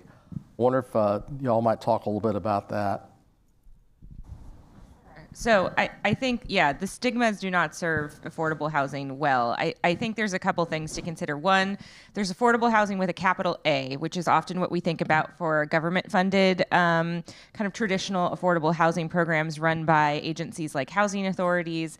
And then there's affordable housing with a lowercase a, which is, you know, what we often refer to as naturally occurring affordable housing. And Fort Worth used to have a lot of the latter, right? The naturally occurring affordable housing, it was a big selling point. But as we've had more folks come in, right, it's just a simple supply and demand.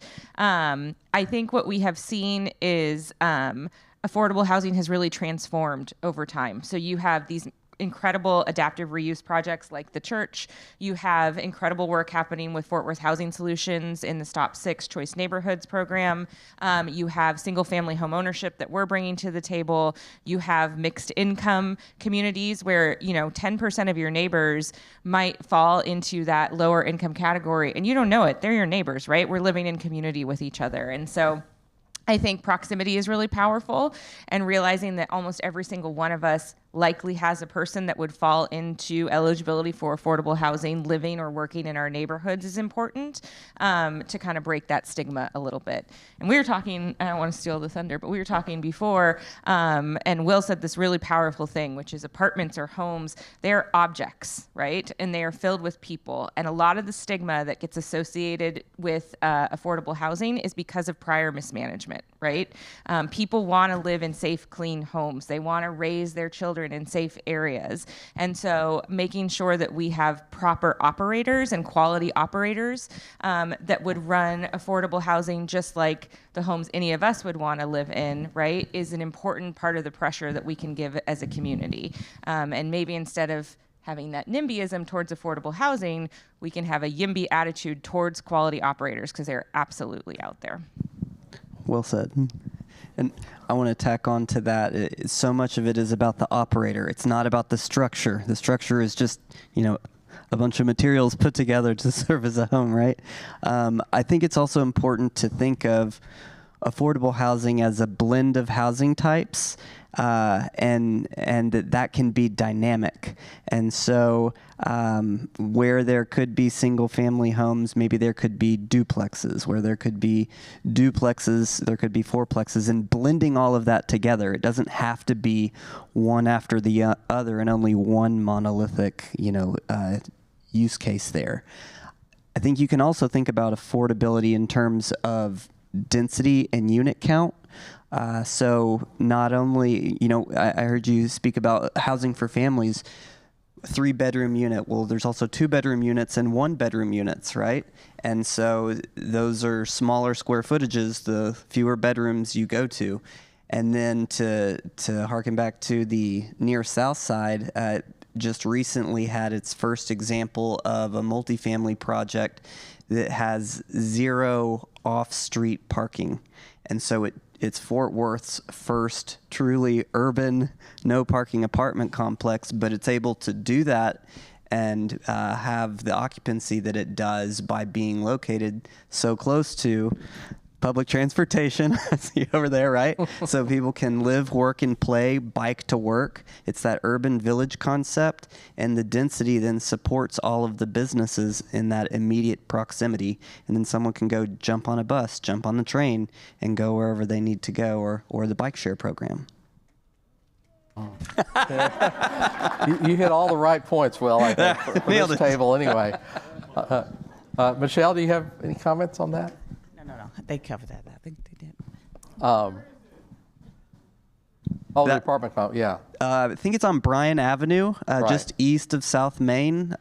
Andrew Blake with Presidio developed that with the help of the Near South Side, and that form-based code I was speaking to earlier made that possible. So the appropriate zoning, the TIF to help subsidize it, all those elements had to come into play to bring it to life.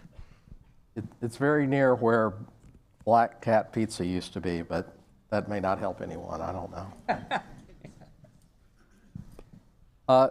You mentioned zoning, Will. I wonder if you were on the zoning commission for seemingly forever. I wonder if you could talk a little bit about the impact of zoning on affordable housing. Absolutely. So I had the pleasure of serving on Fort Worth Zoning Commission for 8 years as former Mayor Betsy Price's appointee, and absolutely loved that experience. I learned a whole lot about how the city interacts with community, and I loved the annual comprehensive planning meetings I would get to sit in on to kind of lay out the map with all the department heads and see, how the city was evolving in various districts and urban villages that the city has. And during my time on zoning, I got to see the evolution of a few zoning categories that lent itself to denser housing types and thus more affordable housing products.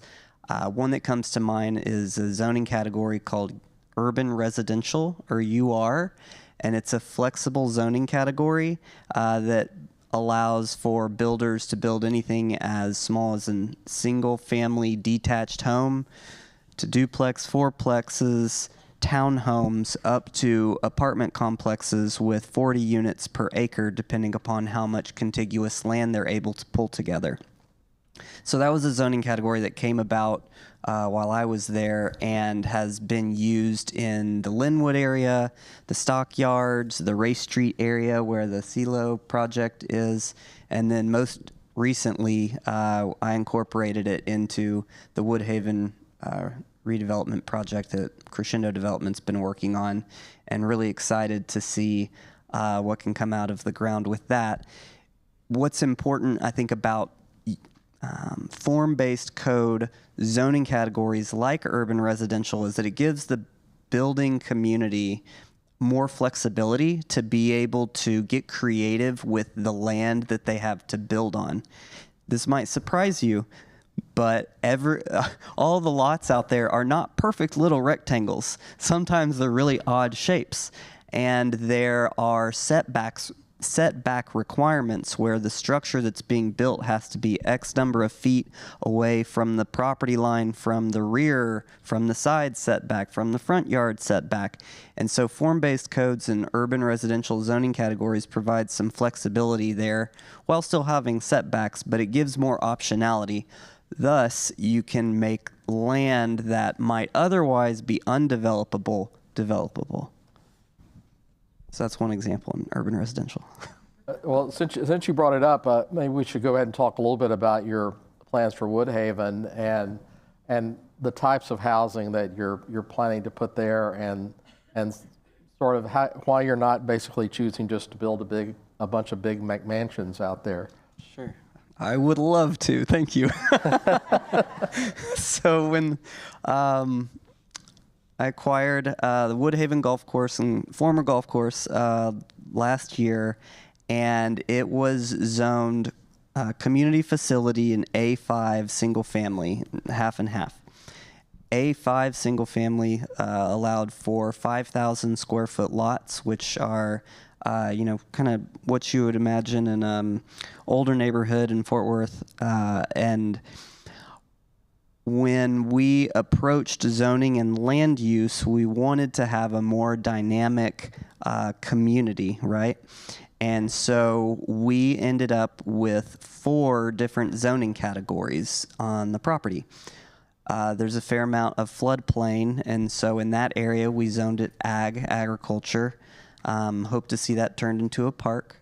And then we used the urban residential zoning category on some of the back 9 where the land is narrow, but that zoning form-based code that I mentioned will allow flexibility for builders to get creative and do like cottage community, townhomes, things of that nature.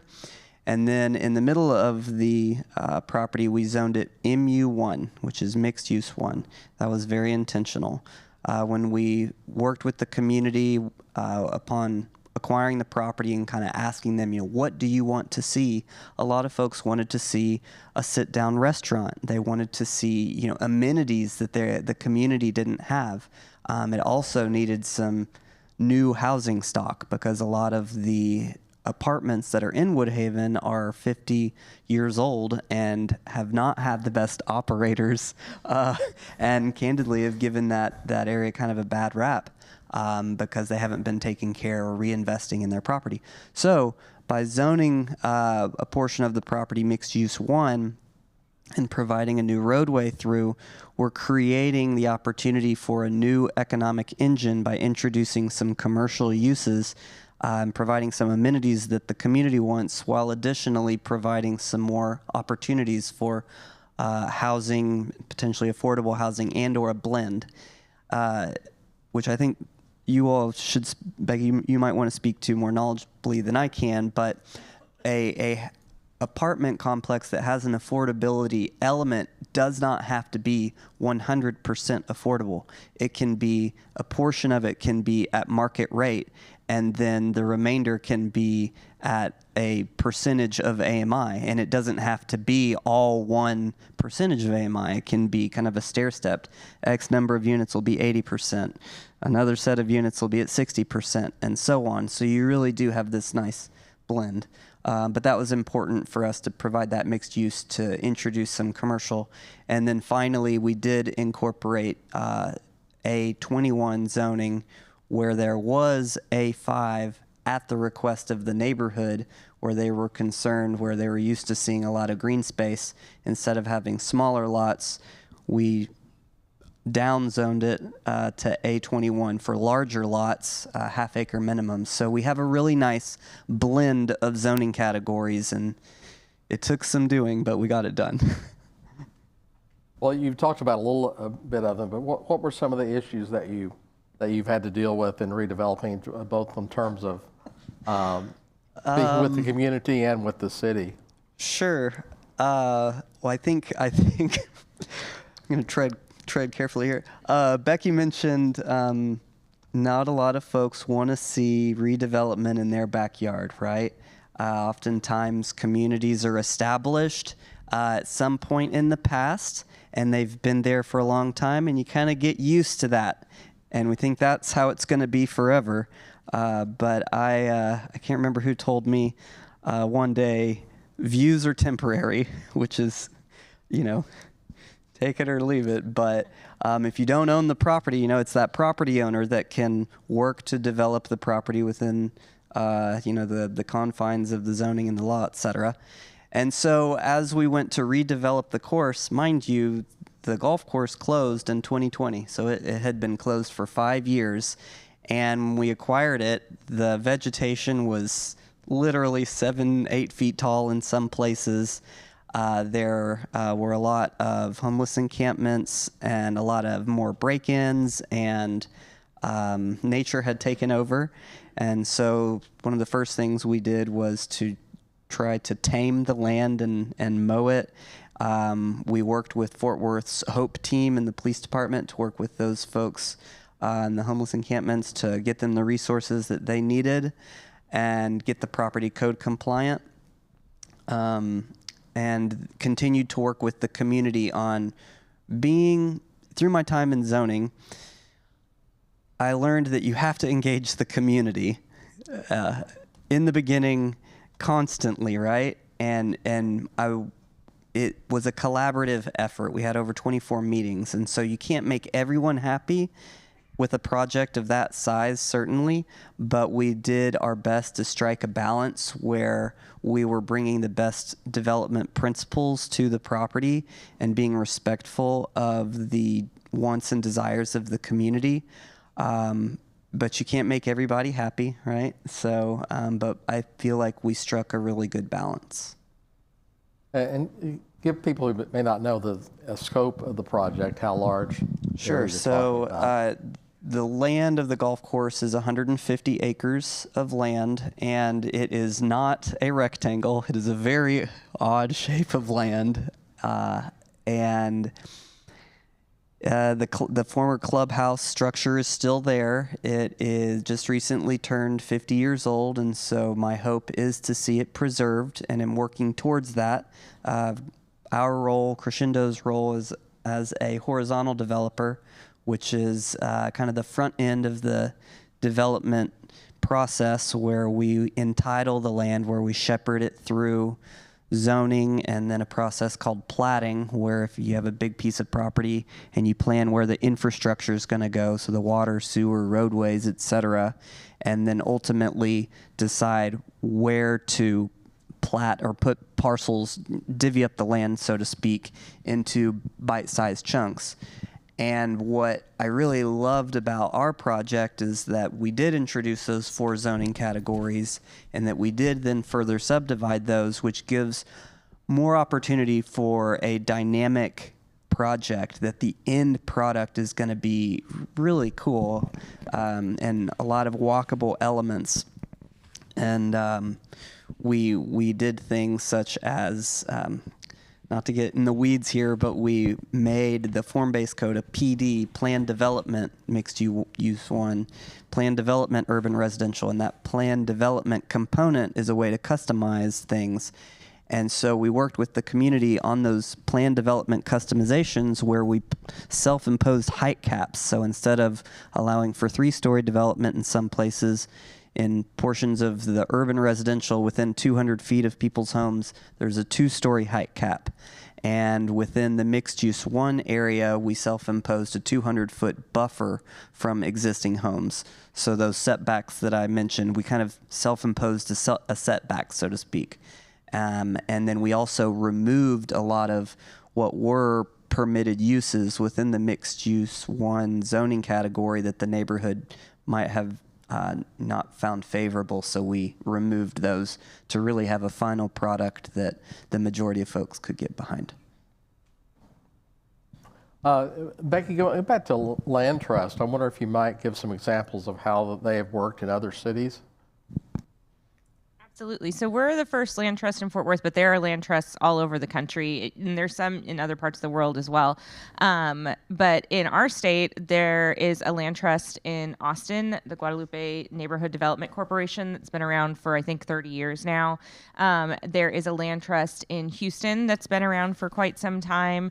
And, you know, they're all kind of moving at different paces. That's sort of the interesting thing about a land trust is there's different flavors of it, and it's really a tool, and how you apply that tool should be specific to your community needs. In Houston, they did a buyer's choice program where they had significant funding. This is an expensive version of the land trust, but people could go out on the open market and find the home they wanted to buy within certain zip codes and certain parameters. And then when they bought the home, it went into the land trust, and the land trust would help them buy it. In Austin, they were really proactive before Austin really grew at the rates that it grew to buy some lots really close to the downtown core that now would be completely unaffordable for families that have stayed in the Austin Land Trust for more than a decade at this point. And one of Austin's points is that they have never had a resale, right? Because you're never getting back into the Austin market for the point that folks were able to get into it. In larger parts of the country, our board and staff were able to recently travel to Vermont and see what they're doing in Burlington, which is really a statewide initiative. And their land trust has everything from rental housing that creates a pipeline into their homeownership programs to a number of homeownership units. And they're actually doing something really interesting there with a commercial land trust. So we're talking about housing. Obviously, I don't want to stray too far, but I think the same folks that are often getting pushed out of their neighborhoods and their homes may be in fear of losing their mom and pop kinds of businesses that have maybe even been in their family for a very long time, as we see, again, more money coming in, property taxes going up, et cetera. So a commercial land trust can be applied in the same way that a housing land trust can to ensure that those community assets stay in community hands in perpetuity. So I think the main thing, the North Star for community land trust is the permanency part, right? So we've seen a lot of really great investments in attainable homeownership in our community, but they don't always have a restriction like a ground lease that says this is going to be attainable for this family and the next and the next. It may be affordable for the first family who buys it. We know we have a very speculative market. And so in 2 years, I could flip it for a higher resale, but then it's not an affordable asset for our community anymore. And so that's really what communities have used is this anti-displacement, anti-gentrification, permanent affordability tool. That commercial one that's very interesting because I think, as Will pointed out, change is what worries some of the people that already are living in those areas. So if you had a commercial trust, you could keep some of those assets there. But yeah, Michelle, did you have something to say? I was going to say, thank you for mentioning, Becky, the anti-displacement toolkit. In Dallas County, that was one of the tools that came out of their comprehensive housing policy and plan, and they also did an audit. And so there were like 8 recommendations, and 2 of them were around a community land trust, and the other one was around an anti-displacement toolkit that became adopted by the city.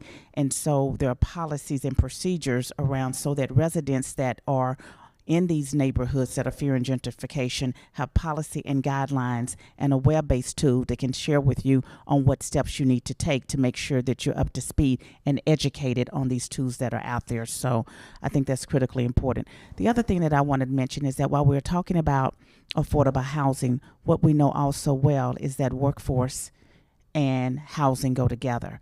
And we also know that we can build a skilled labor force and build talent, but if you cannot afford to be able to get a house, it still becomes a significant barrier. And so I'm so excited that you'll be hearing from another one of our grantees, Tarrant 2 and through, on the next panel, because when we talk about skills and training people in high growth, high demand sectors, it's great. But this housing is just huge. And I say that because even if we in this room, whatever affordable housing looks like to you, affordable housing may be 1 million for you. Affordable housing for me may be $500,000. But for somebody else, that's not even attainable, even if it's 25, and $1 million is not affordable to me. So it's just where you feel like affordable housing is, and it's really not just low income people. That brings me to another question, which you sort of touched on there, which is how important affordable housing is to economic development in general. I wonder if somebody might want to talk about that. Yeah, I mean, I think we can't have a growing population and support their needs from an infrastructure and an employment and an education perspective if the people who are filling those jobs can't afford to live in our community. I think sometimes we frame economic development and community or housing development as opposite or polar opposites or even in friction with each other. They cannot exist without each other successfully. And so I think what we all want to be striving towards is a thriving economy with a place for everyone in it, and applying the tools to make sure that that's what happens. And so what we'll see if we don't make these strides is people commuting an hour, right? Or our teachers who are serving our kids not able to live in community with them. We'll see people start to leave the urban core for a more suburban environment where they can afford their home. But then we've lost, talent, and we've lost employees, and we've lost the people who are making our community vibrant. And so, housing is economic development. Housing at all levels is economic development. The other thing that we often ignore in this conversation is to create housing, you need employees. It's a huge industry, right? And so we're not just asking for housing to be developed in a vacuum. We are creating jobs, we are creating a tax base, and we are pouring back into our community by having housing within our city limits. Follow up on that, just thinking of an extreme example, like look at the likes of a San Francisco, right, where housing prices are absolutely astronomical and the workforce literally can't afford to live there and does have to commute an hour plus just to be able to get to work. And that then relies on, I don't know what their public transportation system's like, but it all works together, the commercial, residential, and transportation, to be able to connect everybody. And the closer in proximity folks can be, the workforce to the jobs to housing to commercial, etc. It's so much better. It just works. It functions better.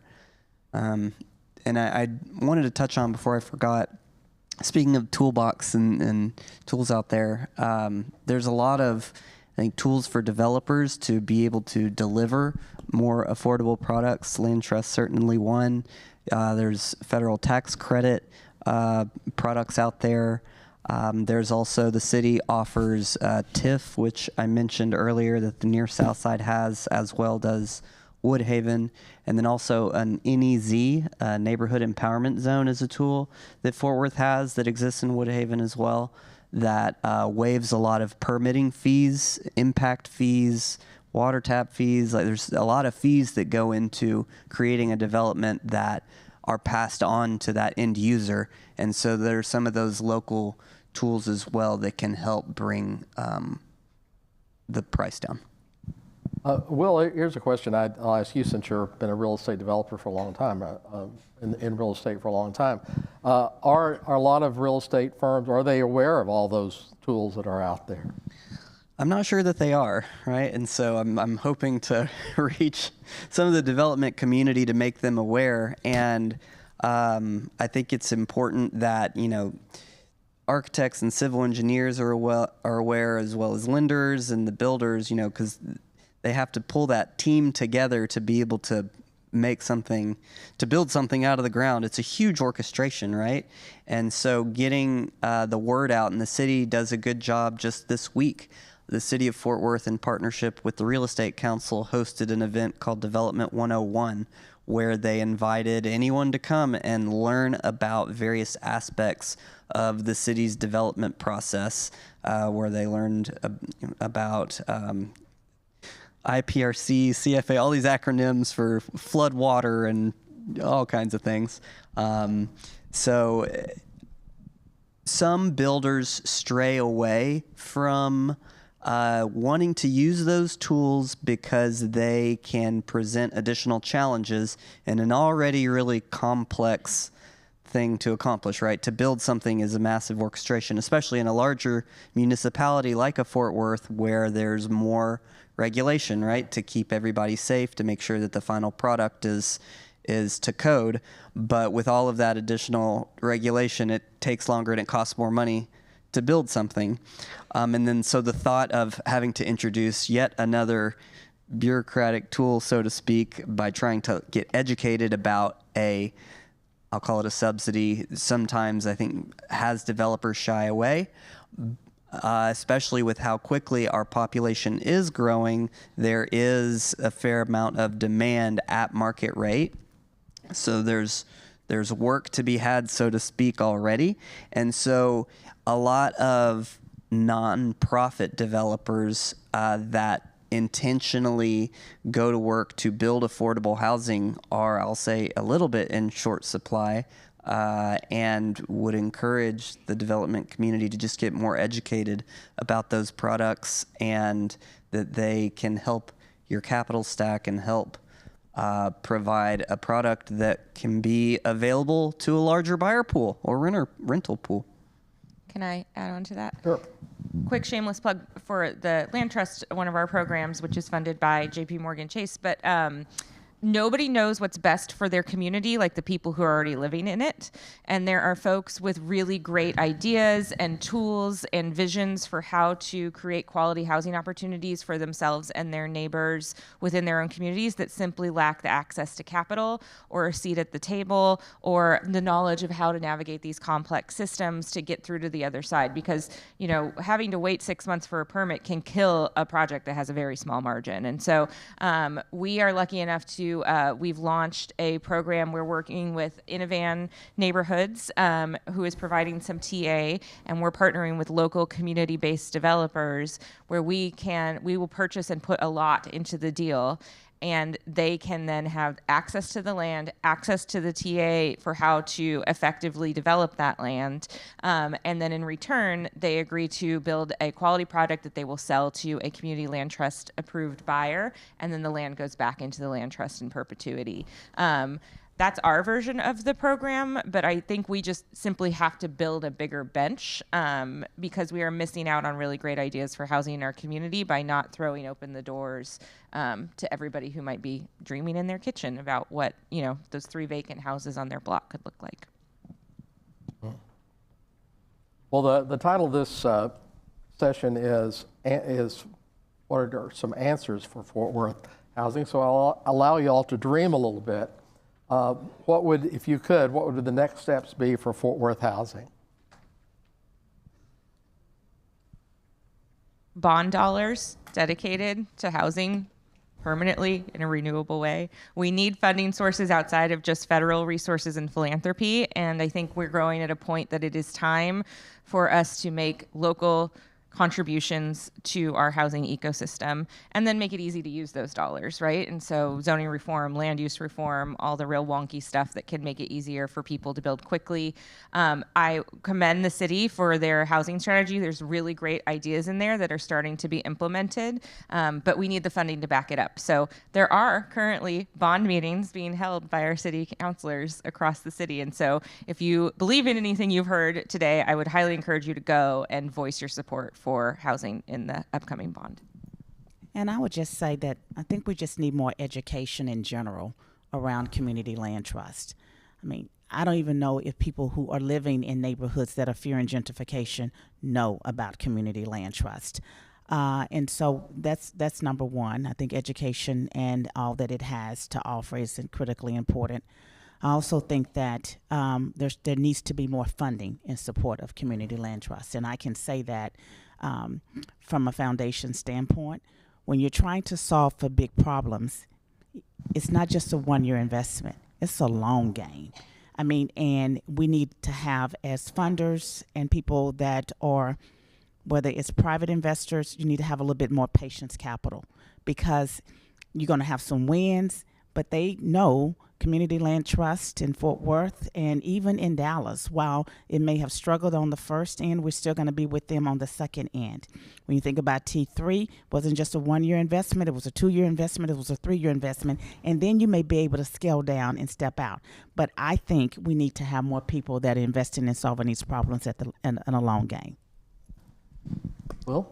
I think that we need a shift in perception of what affordable housing is and what it isn't, and to educate those about the application process or underwriting of those individuals and families that end up buying or leasing a lot of the product types that we're talking about. Too often there's this negative, oh, there's going to be more crime, there's going to be this, that, and the other. But as Becky and I were mentioning earlier, a lot of it has to do, a lot of the success of a, I'll say, apartment complex is the operator. It's who's managing it, and are they taking care of what they have put together, what they've invested in, right? And so for a lot of these projects that we're talking about, there's really a strict application process, and you would be lucky to have those folks living beside you because they're busting their butt to get where they are, right? We don't all start at the same place economically, but that doesn't matter. What matters is how you're spending your time trying to improve your life and your community. Great. Well, let's thank our panelists for some great words of wisdom. Thank you, Michelle Thomas, Becky Bass, and Will Northern. Thank you.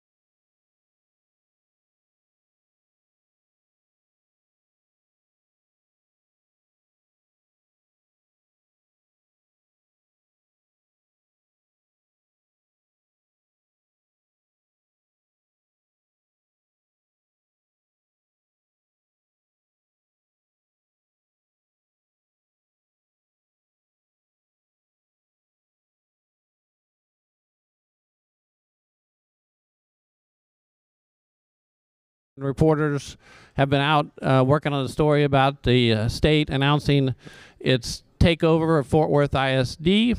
A lot that's being unpacked right now. That story is up posted on our website. We'll have a lot more updates as we go along. but we have the right person leading the panel coming up. Eva Ayala is a Fort Worth native. Eva also is the president of the National Education Writers Association, so we're so delighted she came and joined our team this year. She's the perfect person to be leading this panel. So as soon as the panelists have a chance to get up here and Eva comes up, we'll get started. Thanks.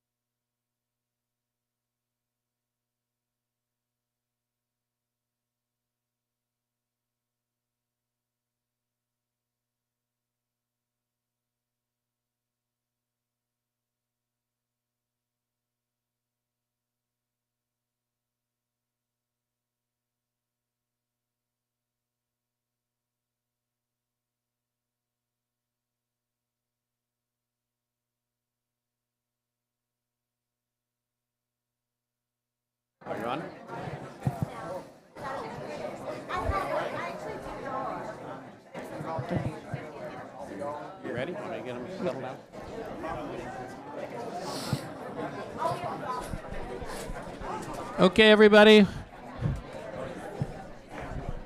Hi, everybody. We're going to get going again. Hello. Can you hear me? I don't know. I never know about this mic.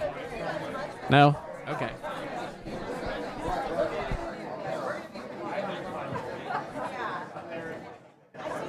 We'll try this one. Hi, everybody. We're gonna get started again. Thank you so much for your attention throughout the morning. It's been great to see such a packed and attentive audience. I know it's a lot to sit through 3 different sessions, but they're really important issues. And this one is particularly important. It's interesting. Each one you can say, well, that's the most important thing we've got to think about. Then I go, well, that's the most important thing. But what is more important than education, which is why education has been a priority for the Fort Worth Report for us since we started in April 2021. And again, I just want to mention, and part of that emphasis, we're so delighted to have our moderator on board. She's a longtime reporter for the Fort Worth Star-Telegram back in its heyday, then was at the Dallas Morning News on their education team, and mentioned she's president of Education Writers Association. So I'll just turn it over to Eva and let her take it from here. Hey, thanks everyone. Can y'all hear me? Is this on? Okay. All right, well, I'm excited to geek out with y'all. I know, as Chris mentioned, everyone talks about the most important, and education is absolutely the through line for all of us, right? You know, that's how we learn about, you know, people say that housing policy is education policy, and the more folks that we have moving into the area, you have water needs. And I will tell you, for me, all of this was clicking because as they were talking about water this morning, I was thinking about my geology class at what was TCJC's Northeast campus. And it was probably the scariest class I ever had because it was like, oh my God, we're gonna run out of water and die. And so please join me in welcoming to the stage Elizabeth Brandt, President and CEO of the Morris Foundation.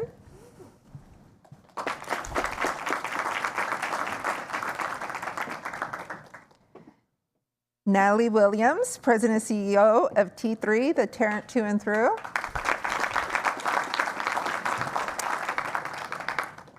And Dr. Elva LeBlanc, Chancellor of Tarrant County College. Now, a lot of what I wanted to start out discussing kind of got thrown out the window this morning with the Texas Education Agency deciding to step in and taking over Fort Worth ISD. You know, this is something, we've seen challenges in the schools, not just in Fort Worth, but, you know, in major areas across Texas. A few years ago, Amazon was looking to build an HQ2 in, you know, somewhere in the United States, and North Texas was considered a strong contender for that. But we got passed over, and one of the criticisms that we heard from folks was that they were concerned about the quality of our public schools. So, you know, with today's news happening and looking at, you know, the pipeline and what concerns are, you know, what does this mean in terms of context for the state taking over the schools and looking forward toward the workforce and, you know, ensuring kids are on track? So, Elizabeth, if you want to. Good morning.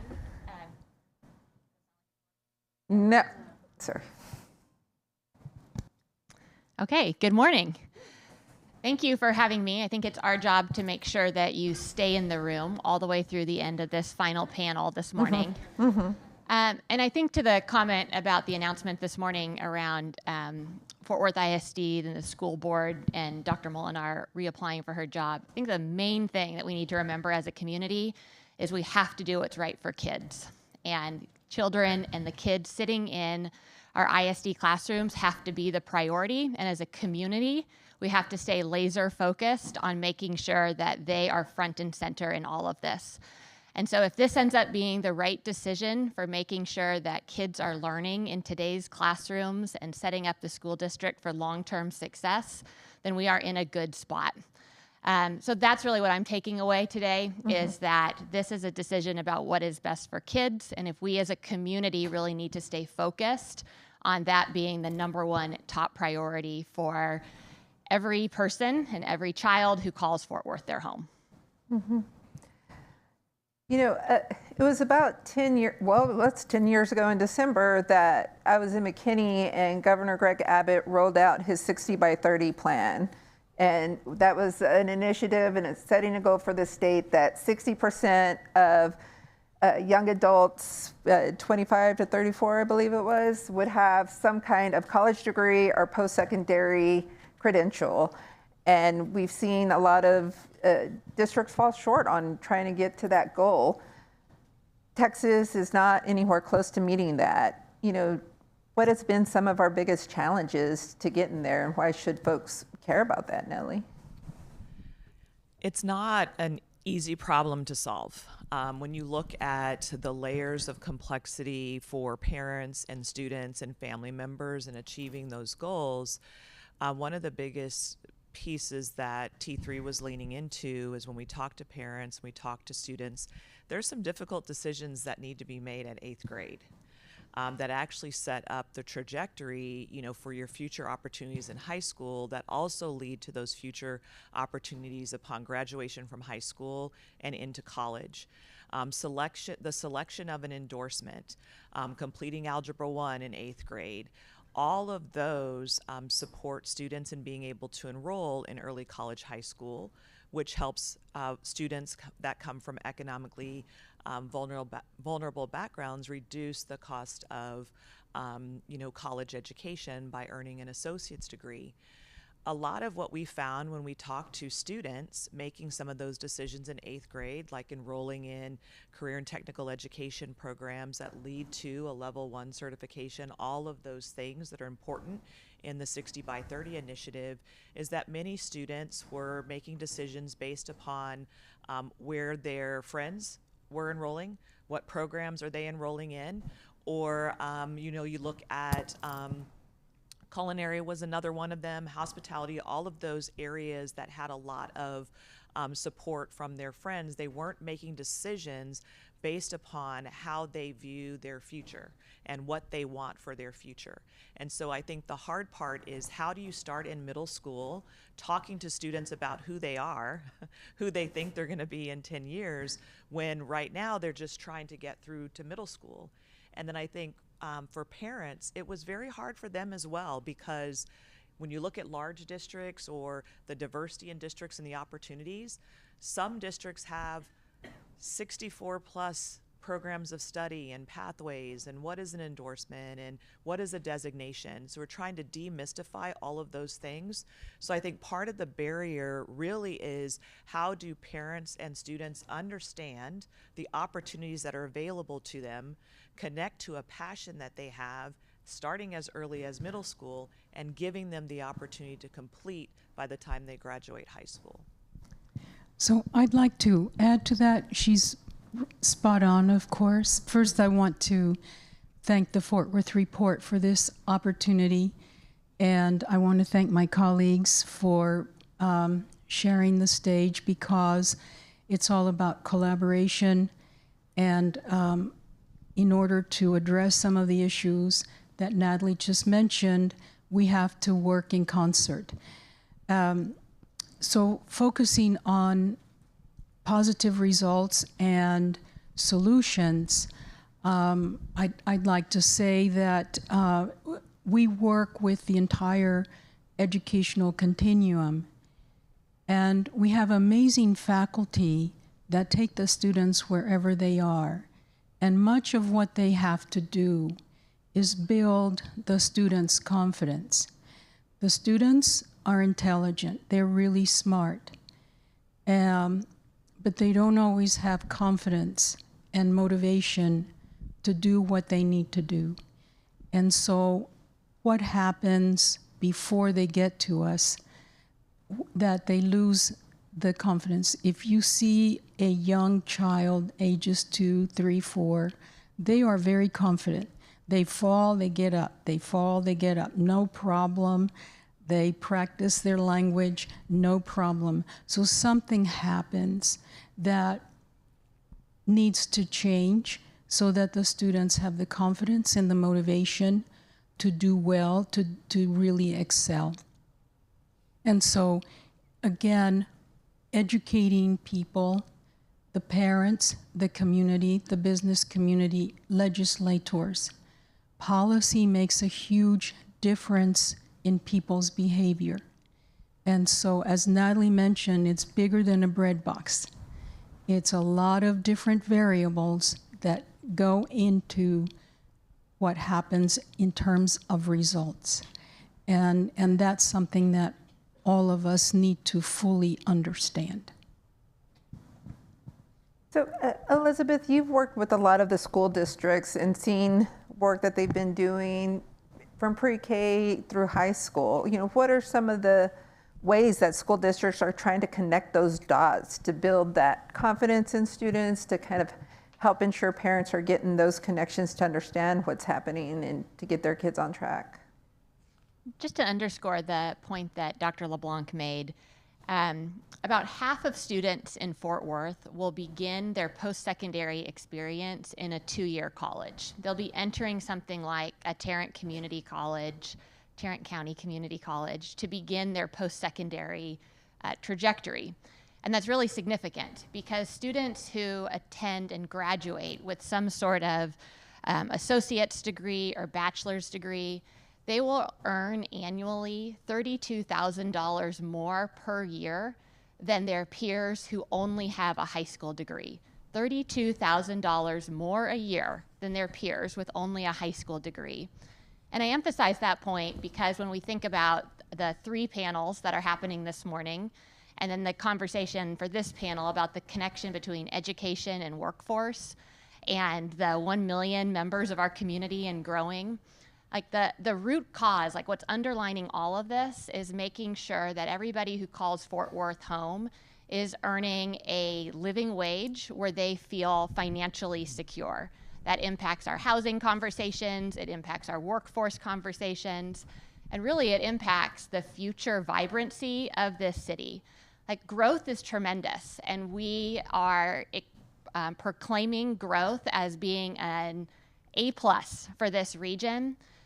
But we need to make sure that we're thinking about the implications of that growth in the long term. And I think that is exactly why the Fort Worth report is having this series of panels. Like, how do we think about the opportunity that growth gives us in our region to set a course today that builds a strong foundation well into the future, and so that we are using this growth as an opportunity for our region and everybody who lives here. And so really thinking about the importance of 2-year programs like that and how they are passing the baton for young adults to then go on and earn that associate's and bachelor's degree beyond their community college experience is really pretty critical. So I'm kind of starting my answer by talking about the second end of the academic pipeline. But if we rewind our VHR and we go all the way back to the beginning, it also begins in those earliest years of a child's life.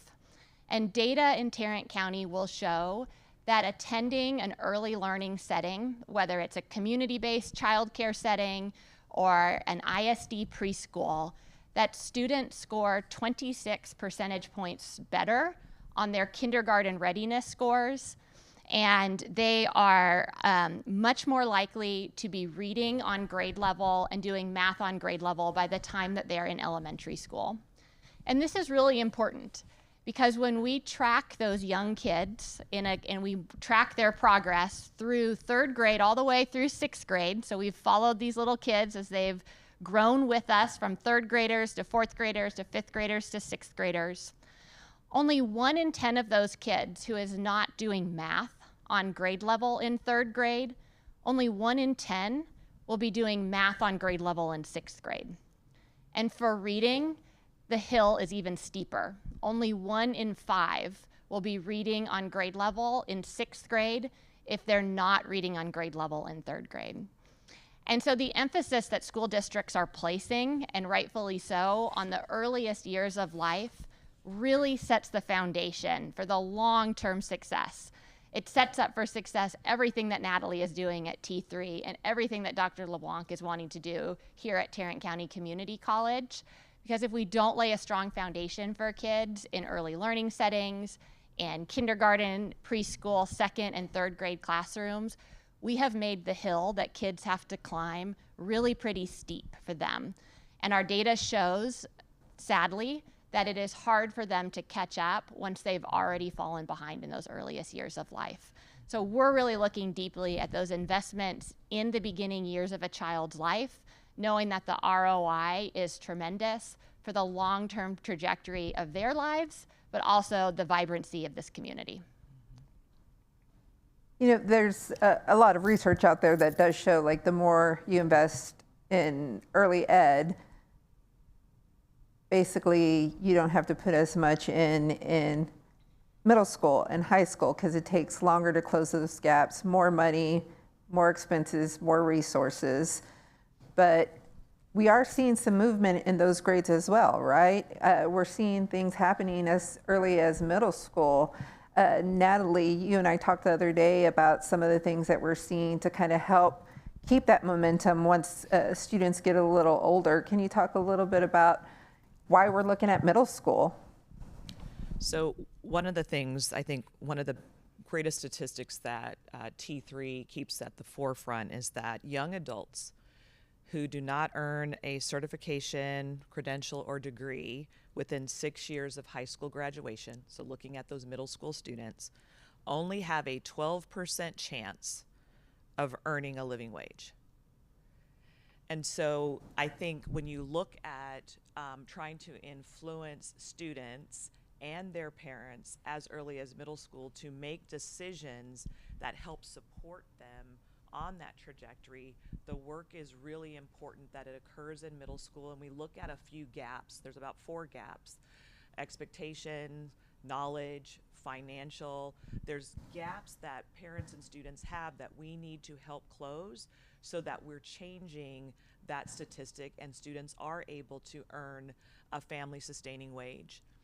One of the things that Elizabeth mentioned that I'd love to lean into a little bit is when you look at the lost earnings or the earning potential that individuals have when they're earning these credentials, many students in high school aren't thinking in those terms, and parents aren't able to help them as well. Oh, sorry. I'm talking all this time and nobody's hearing. It was brilliant. Yeah, so I think when we look at starting early in middle school, it's helping middle schoolers and their parents better understand the opportunities and the pathways that are available to family sustaining wages. But more importantly, when they understand those opportunities in 8th grade and they want to make that connection, we've got to ensure that they're completing. So how do you keep that momentum, helping them design and create their future? TCC has so many pathways to family sustaining wage jobs and real opportunities to support that growth. But if the students aren't understanding how to access that, and parents who are the biggest advocate and support for their students aren't able to work with the student in partnership with the educational system to design and build their future, we're not going to be able to inspire the students to achieve those outcomes that they need to secure their future. So to your point, middle school, yes, it is critical to start that stage. High school, that completion, that rate, setting the expectation for how they're going to get there and working in partnership with them. For T3, it's high quality advising and a proactive advising model to ensure that they're seeing that, yes, they can achieve it. These are the direct pathways to family sustaining wage jobs, and here's how you access the support and resources directly at your districts to make that happen. So may I add to my colleagues' comments? First, Elizabeth's comment about the importance of early childhood cannot be underestimated. It is critical, and we have 70 years of research to show what works and what doesn't work, and it's creating the will to make that happen. The middle school age obviously is important because decisions that the students make in 5th, 6th, 7th grade impact what happens in high school, impact what happens later. Both have mentioned pathways, and we take the pathways very seriously. We work with all of the independent school districts and align our pathways to theirs. The more alignment we have from early childhood to public schools to Tarrant County College, the more successful we're going to be, because we will all be moving in the same direction. And the pathways are critical. T3 model is extremely successful because they put support systems in place that we are using not only at Tarrant County College, but the universities in the area. So what T3 does is it pulls all of us together working in the same direction. And that's critical because the need is great. We have a lot of talent all over. However, if the talent is not moving in the same direction, we're not going to be as effective as we need to be in preparing the future workforce. So we're talking about models, like help us visualize that. Like what does that look like? Is there an example, either Elizabeth or Natalie, of like a school district that's doing something that can help us really see how they're connecting those dots? Yeah, absolutely. I mean, I wish I could get you all right now in a couple of big buses and take you out to our school districts to see. If someone wants to sponsor a field trip. To see their education and training centers. And so let me paint like 2 examples for you. Right now, we have school districts where high school students, as we sit in this, I was gonna call it an auditorium, I don't know, conference room, they are sitting in crane simulators, practicing what it is like to operate a crane. Just like, think about that for a minute. And then you leave these school districts and you drive across the DFW area or you drive across Tarrant County, and you can't help but pass 4 or 5 cranes that are like real life in action out in our community that are there in response to the growing regional and economic demands of the DFW area. These students will graduate from high school with a certificate to operate a crane, and if they happen to be of driver's age when they graduate, they will graduate with the license, the driver's license, to operate these vehicles. Now, this is putting them with the credentials to step into a high-wage, high-demand job that is in response to what our region really has going for it. I think we also, though, need to take and think about, and I know I'm jumping a little bit ahead of the question, that one step further, because it's really attractive to high school students to graduate from high school and go earn 5 figures in their first job, earn $40,000 operating this kind of machinery. But the reality is that by the time that high school senior, or they're high school graduate at that point, goes on to want to have a wife, a family, a husband, a child, the $40,000 that they're making that first year out of high school, it does not put them at a living wage. So we need to continue to think about the career ladders that these young adults are progressing on, or how they can do these jobs in tandem with pursuing 2-year degrees and 4-year degrees, because we want to make sure that we are not solving a short-term problem of filling our workforce demands with high school graduates at the expense of the longer-term play of making sure that these young adults are earning a living wage, and that we're not putting all of that only on industry to be creating those career ladders in those industries, that we're doing that in partnership with our community colleges, our institutes of higher education, et cetera. So I'd love to expand on the power of partnership. How many of you have taken the Texas Reality Check? Okay. We start in that dream, believe, explore. So when we look at a learner journey, first you have to cast the vision. Many of our students haven't had exposure to any of the jobs. So if you think about some of the students that we're working with in our partner districts, they're attracted to what they see in their community. And we know 100% of the students will not have access to internships or apprenticeships. 100% of our students may not even be able to step onto multiple college campuses so that they can make an informed choice. So when we look at partnering with districts, it's important for us to understand the reality that we're faced with and how do we help the students dream bigger. First thing is, Dream, Believe, Explore happens in middle school. They take the Texas reality check. They understand what is it going to take to support the lifestyle that they want. They go through that, they get their number.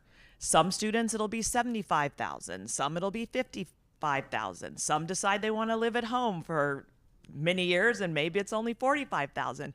But most students are surprised at what it's going to take. What also surprises them is that there is a pathway through high school, through partnerships with TCC, that gets them to that wage that it's going to take to support their lifestyle. So it's the first time you begin opening up the power to dream of all of those possibilities. And so when we think about the partnership with our districts, we look at it as, how do we help students dream, believe, and explore? How do we then help them plan, make a commitment, and pursue it? And then wherever they go, on to college, on to career, post-high school, how do we help them acclimate, persist, and thrive?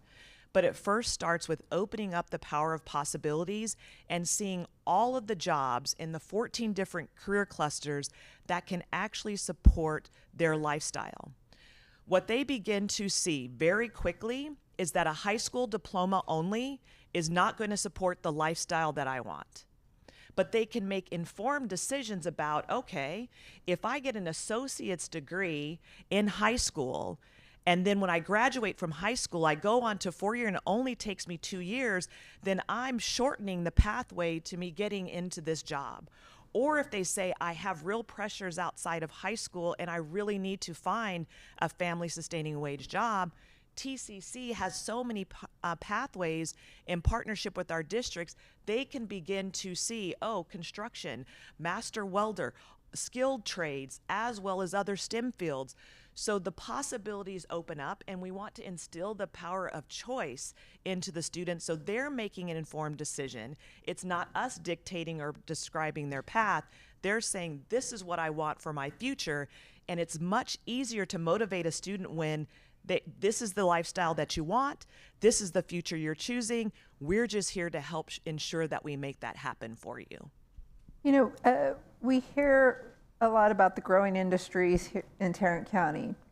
You know, with more people comes more health issues. We need a ton of healthcare workers in various industries. Thank you, Taylor Sheridan. We're going to need a lot of film crew and a lot of industry folks for those studios and projects that are coming. So, Dr. LeBlanc, can you talk a little bit about what stackable credentials are and how realistic are they for students to give them opportunity without limiting them in what they want to go on to do?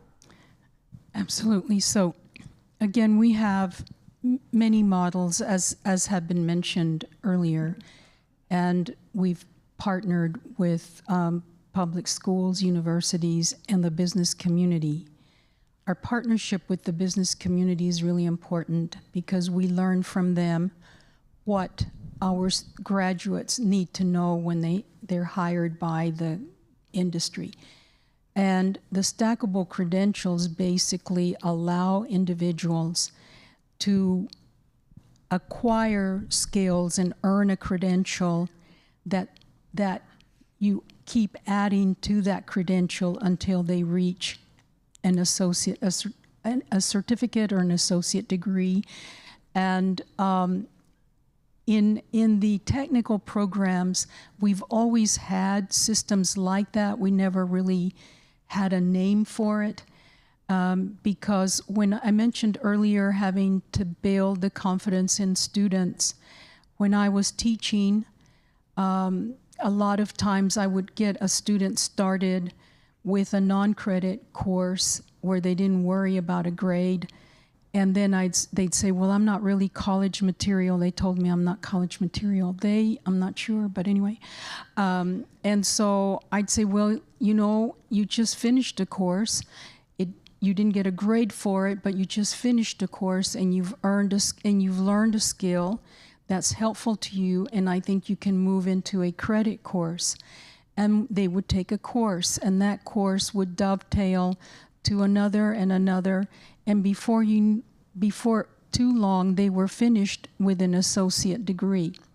We use similar strategies with our dual enrollment. Sometimes they take courses again because their friends are in the class or whatever, but we try to guide them through our career advisors and other student support services so that they can see there are ways in which they can move forward and gain confidence as they go along. So the stackable credentials, basically, the title says it all. You start at base 1 and you can build on that.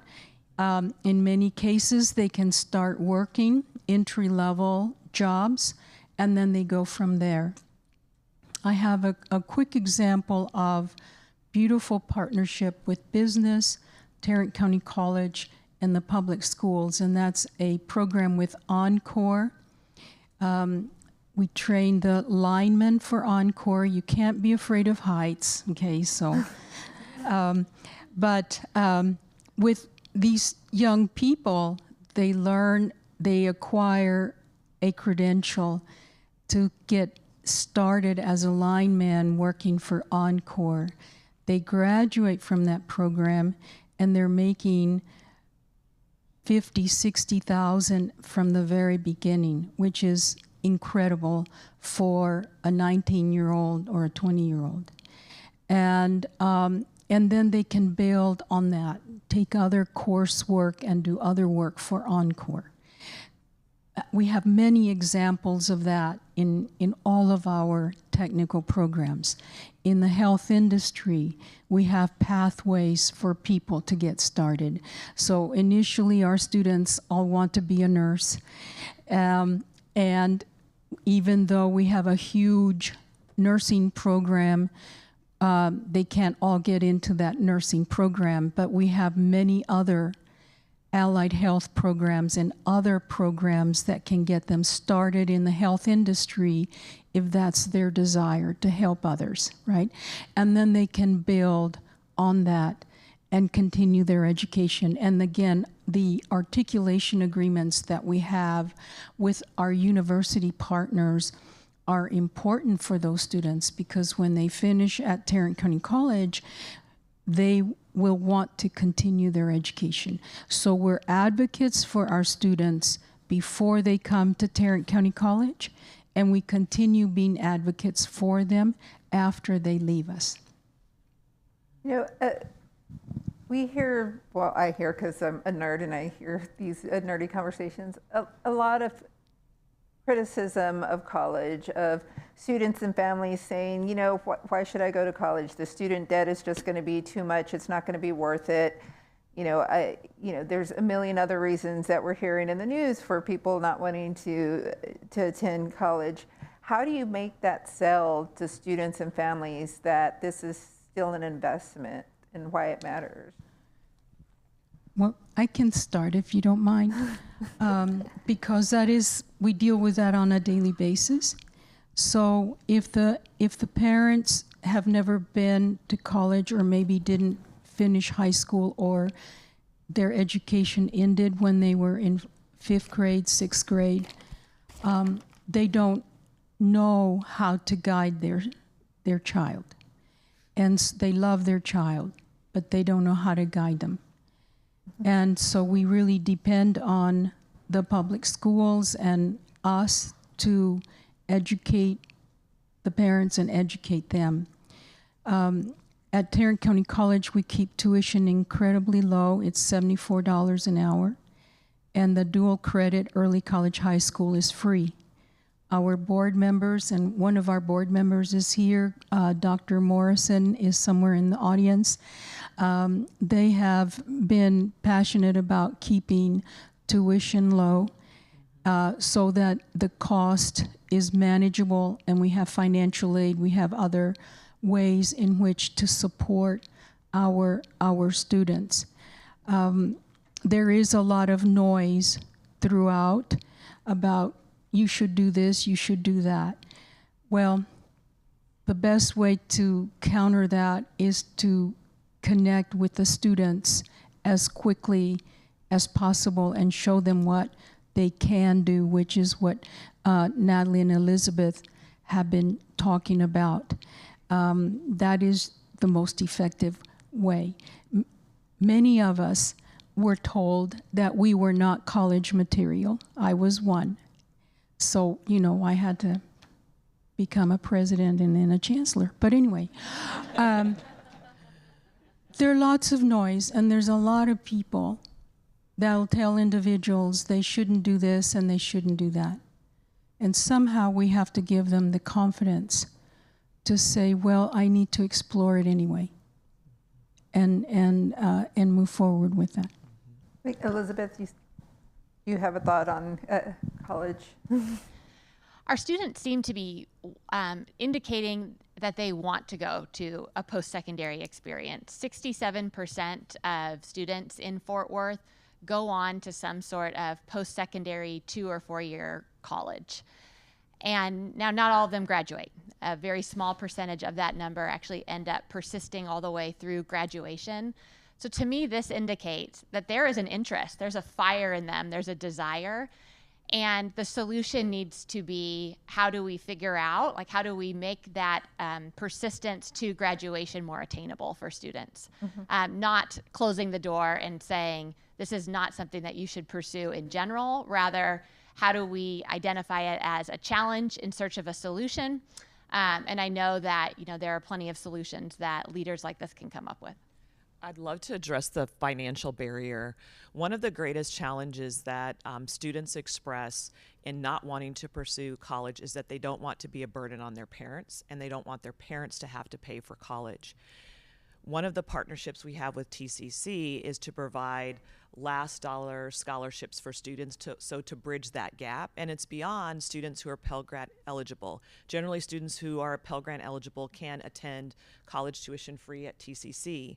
However, we know that there are other students that are just not quite there, so we invest in providing that gap and attend. We have 8 partner institutions of higher education where they provide, in partnership with us, last dollar scholarships. TCU, Texas Wesleyan, Texas Women's, UNT, UNTD, UTA. I just said all of them, and I'm like, I got to make sure that I don't forget since I'm doing the shout outs. But they provide the last dollar scholarship, which means students who meet certain income thresholds, they can go to college tuition free. Parents and students aren't aware of that. So when they take the T3 pledge in our partner districts, it opens up the opportunity for them to access those funding and eliminate that barrier or the burden that they were concerned about having on their families. So it is very real. And there are decisions that students make because right out of the gate, their parents or their students think that they can't afford it.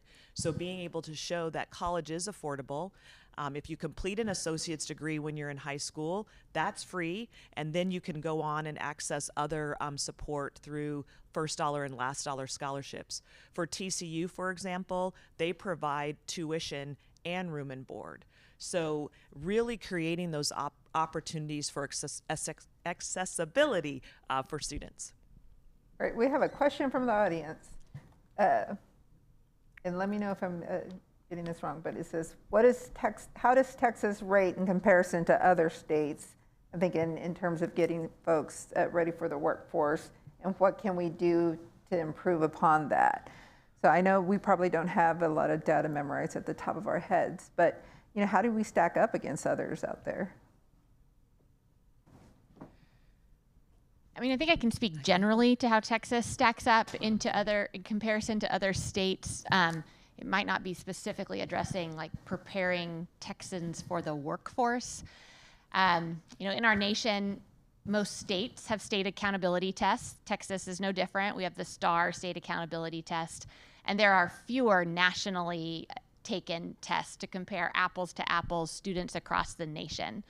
As a whole, Texas as a state does not rank as high as I think any of us would feel proud to see our students, knowing what a proud state we are and how proud we are to call ourselves Texans.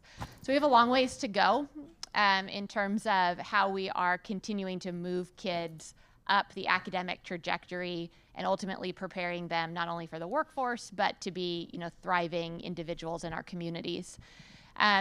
The couple things that I will add to make sure too that we are emphasizing some bright spots that are happening in our public schools that contribute to strong workforce outcomes is when we look at longitudinal data for students across just this region of Tarrant County, academic achievement is improving. We have more kids that are enrolling in preschool. We have more kids that are reading on grade level at 3rd grade. We have more kids succeeding in Algebra 1 metrics. And so slow and steady, our academic metrics are improving. And each of the last 2 legislative sessions, while you never get everything you want in a legislative session, there have been historic bills that have been passed to support public education and to support students. And this most recent legislation, House Bill 2, was heavily emphasized on making sure that we have a quality teacher in every child's classroom. And I emphasize that piece of what was in House Bill 2 because there's no stronger predictor than Texas continuing to improve academic progress for kids than making sure that they have a strong teacher in their classroom. National research has studied this as much as any other education question. Family factors are the leading indicator to a child's academic success, but the number one leading indicator in a school to a child's success is the quality of their classroom teacher. And there was a lot done this legislative session to incentivize improvement in quality teachers in front of every classroom. And over the long term, that will do nothing but making sure that we are continuing to climb the ladder nationally in terms of academic progress for kids. The Ledge, they've funneled more money to public ed for students who are meeting those college and career readiness markers, but they've also done some historic funding to community colleges. We had HB 3. Can you talk to us a little bit about how the state has impacted Tarrant County with that and what that's looked like? Yep. So House Bill 8 has changed completely how they fund community colleges. We used to be funded by enrollments and contact hours, and today we are funded by student outcomes. So we're only funded when the students complete, when they complete an associate degree, when they complete a certificate, when they complete 15 hours of college work successfully. So that's a game changer. It has actually increased the money that we receive from the state. So it's been good news for us. And it is a game changer because it's focusing on student outcomes and what we are producing, the results, rather than, enrollments and the number of people that are here. I want to say also that the legislators have supported dual enrollment and early college high school. Those are concepts that have been around. However, especially early college high school, people didn't know what to make of it because the criteria for those students are for a student, for those that are first in their family to attend college, ESL, or students that didn't do very well, didn't make good decisions for themselves in the earlier years of school. So those are all variables that you would say, well, they're destined for failure. When we put them in early college high school, those students flourish. They are a huge success. And we graduate over 600 students every year that earn their associate degree before they earn their high school diploma. The associate degree was earned free of cost. Many of those individuals never dreamed of going to college. Their parents had no idea what it was to go to college. We have many parent meetings to help them understand what their students are doing. And it's a game changer because it impacts that student, but it also impacts their siblings. It impacts their entire family. And not that just that generation, but for generations to come. So, yeah, thanks to the legislators.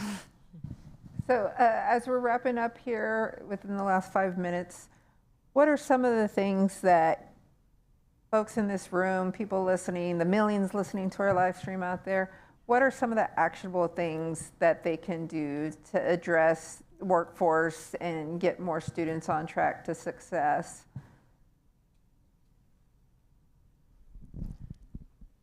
I'm happy. Okay, you'll go last? Okay, so I'll jump in. If you have an opportunity, provide an internship or an apprenticeship for students. Open the doors of opportunities for them. Get involved in your local district. I think that level of tangible support is what will be a difference maker for students.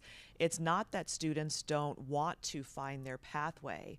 It's sometimes that their pathways are limited to what they have been exposed to and those experiences.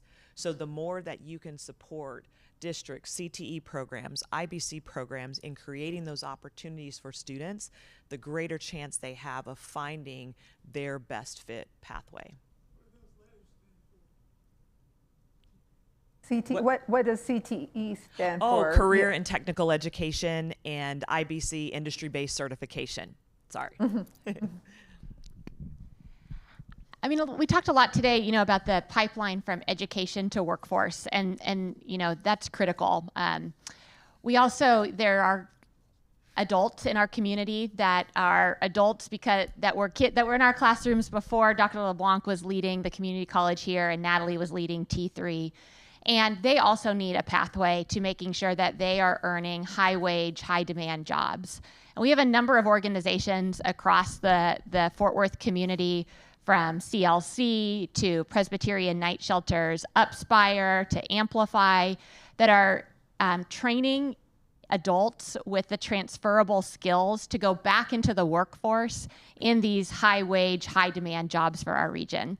And I think a conversation about workforce would be a little bit remiss not to talk about what we are, in the one sentence I'm sharing, but talk a very little bit about what we are doing for adults today to put them into the workforce, because some of the young individuals that we're up here talking about, they're years away from entering the workforce. They're in middle school, or I even gave some data around kids in 3rd grade. And so again, how are we juggling in a region that's growing by 1 million people, or past 1 million people? How do we juggle the balance of near-term solutions today and giving those career ladders and transferable skills to adults through some of these programs I mentioned, and creating this pathway of workers into the future? And getting a little bit more directly at the question of what can we all do as part of being a champion for the pipeline between education and workforce. And I don't mean this to sound overly naive, but I think it's especially relevant with the announcement this morning about the Texas Education Agency stepping into Fort Worth ISD, is we can ask questions of our public education system and make sure they are holding students to high accountability and holding them accountable for that. But at the same time, we need to remember to be champions of our public education system. Over 95% of families in our region have chosen to send their kid to one of our independent school districts in Tarrant County. That is where they have elected to go. And every single day, there are 48,000 ISD employees that are working in Tarrant County, and they are doing their best to support the kids in this region.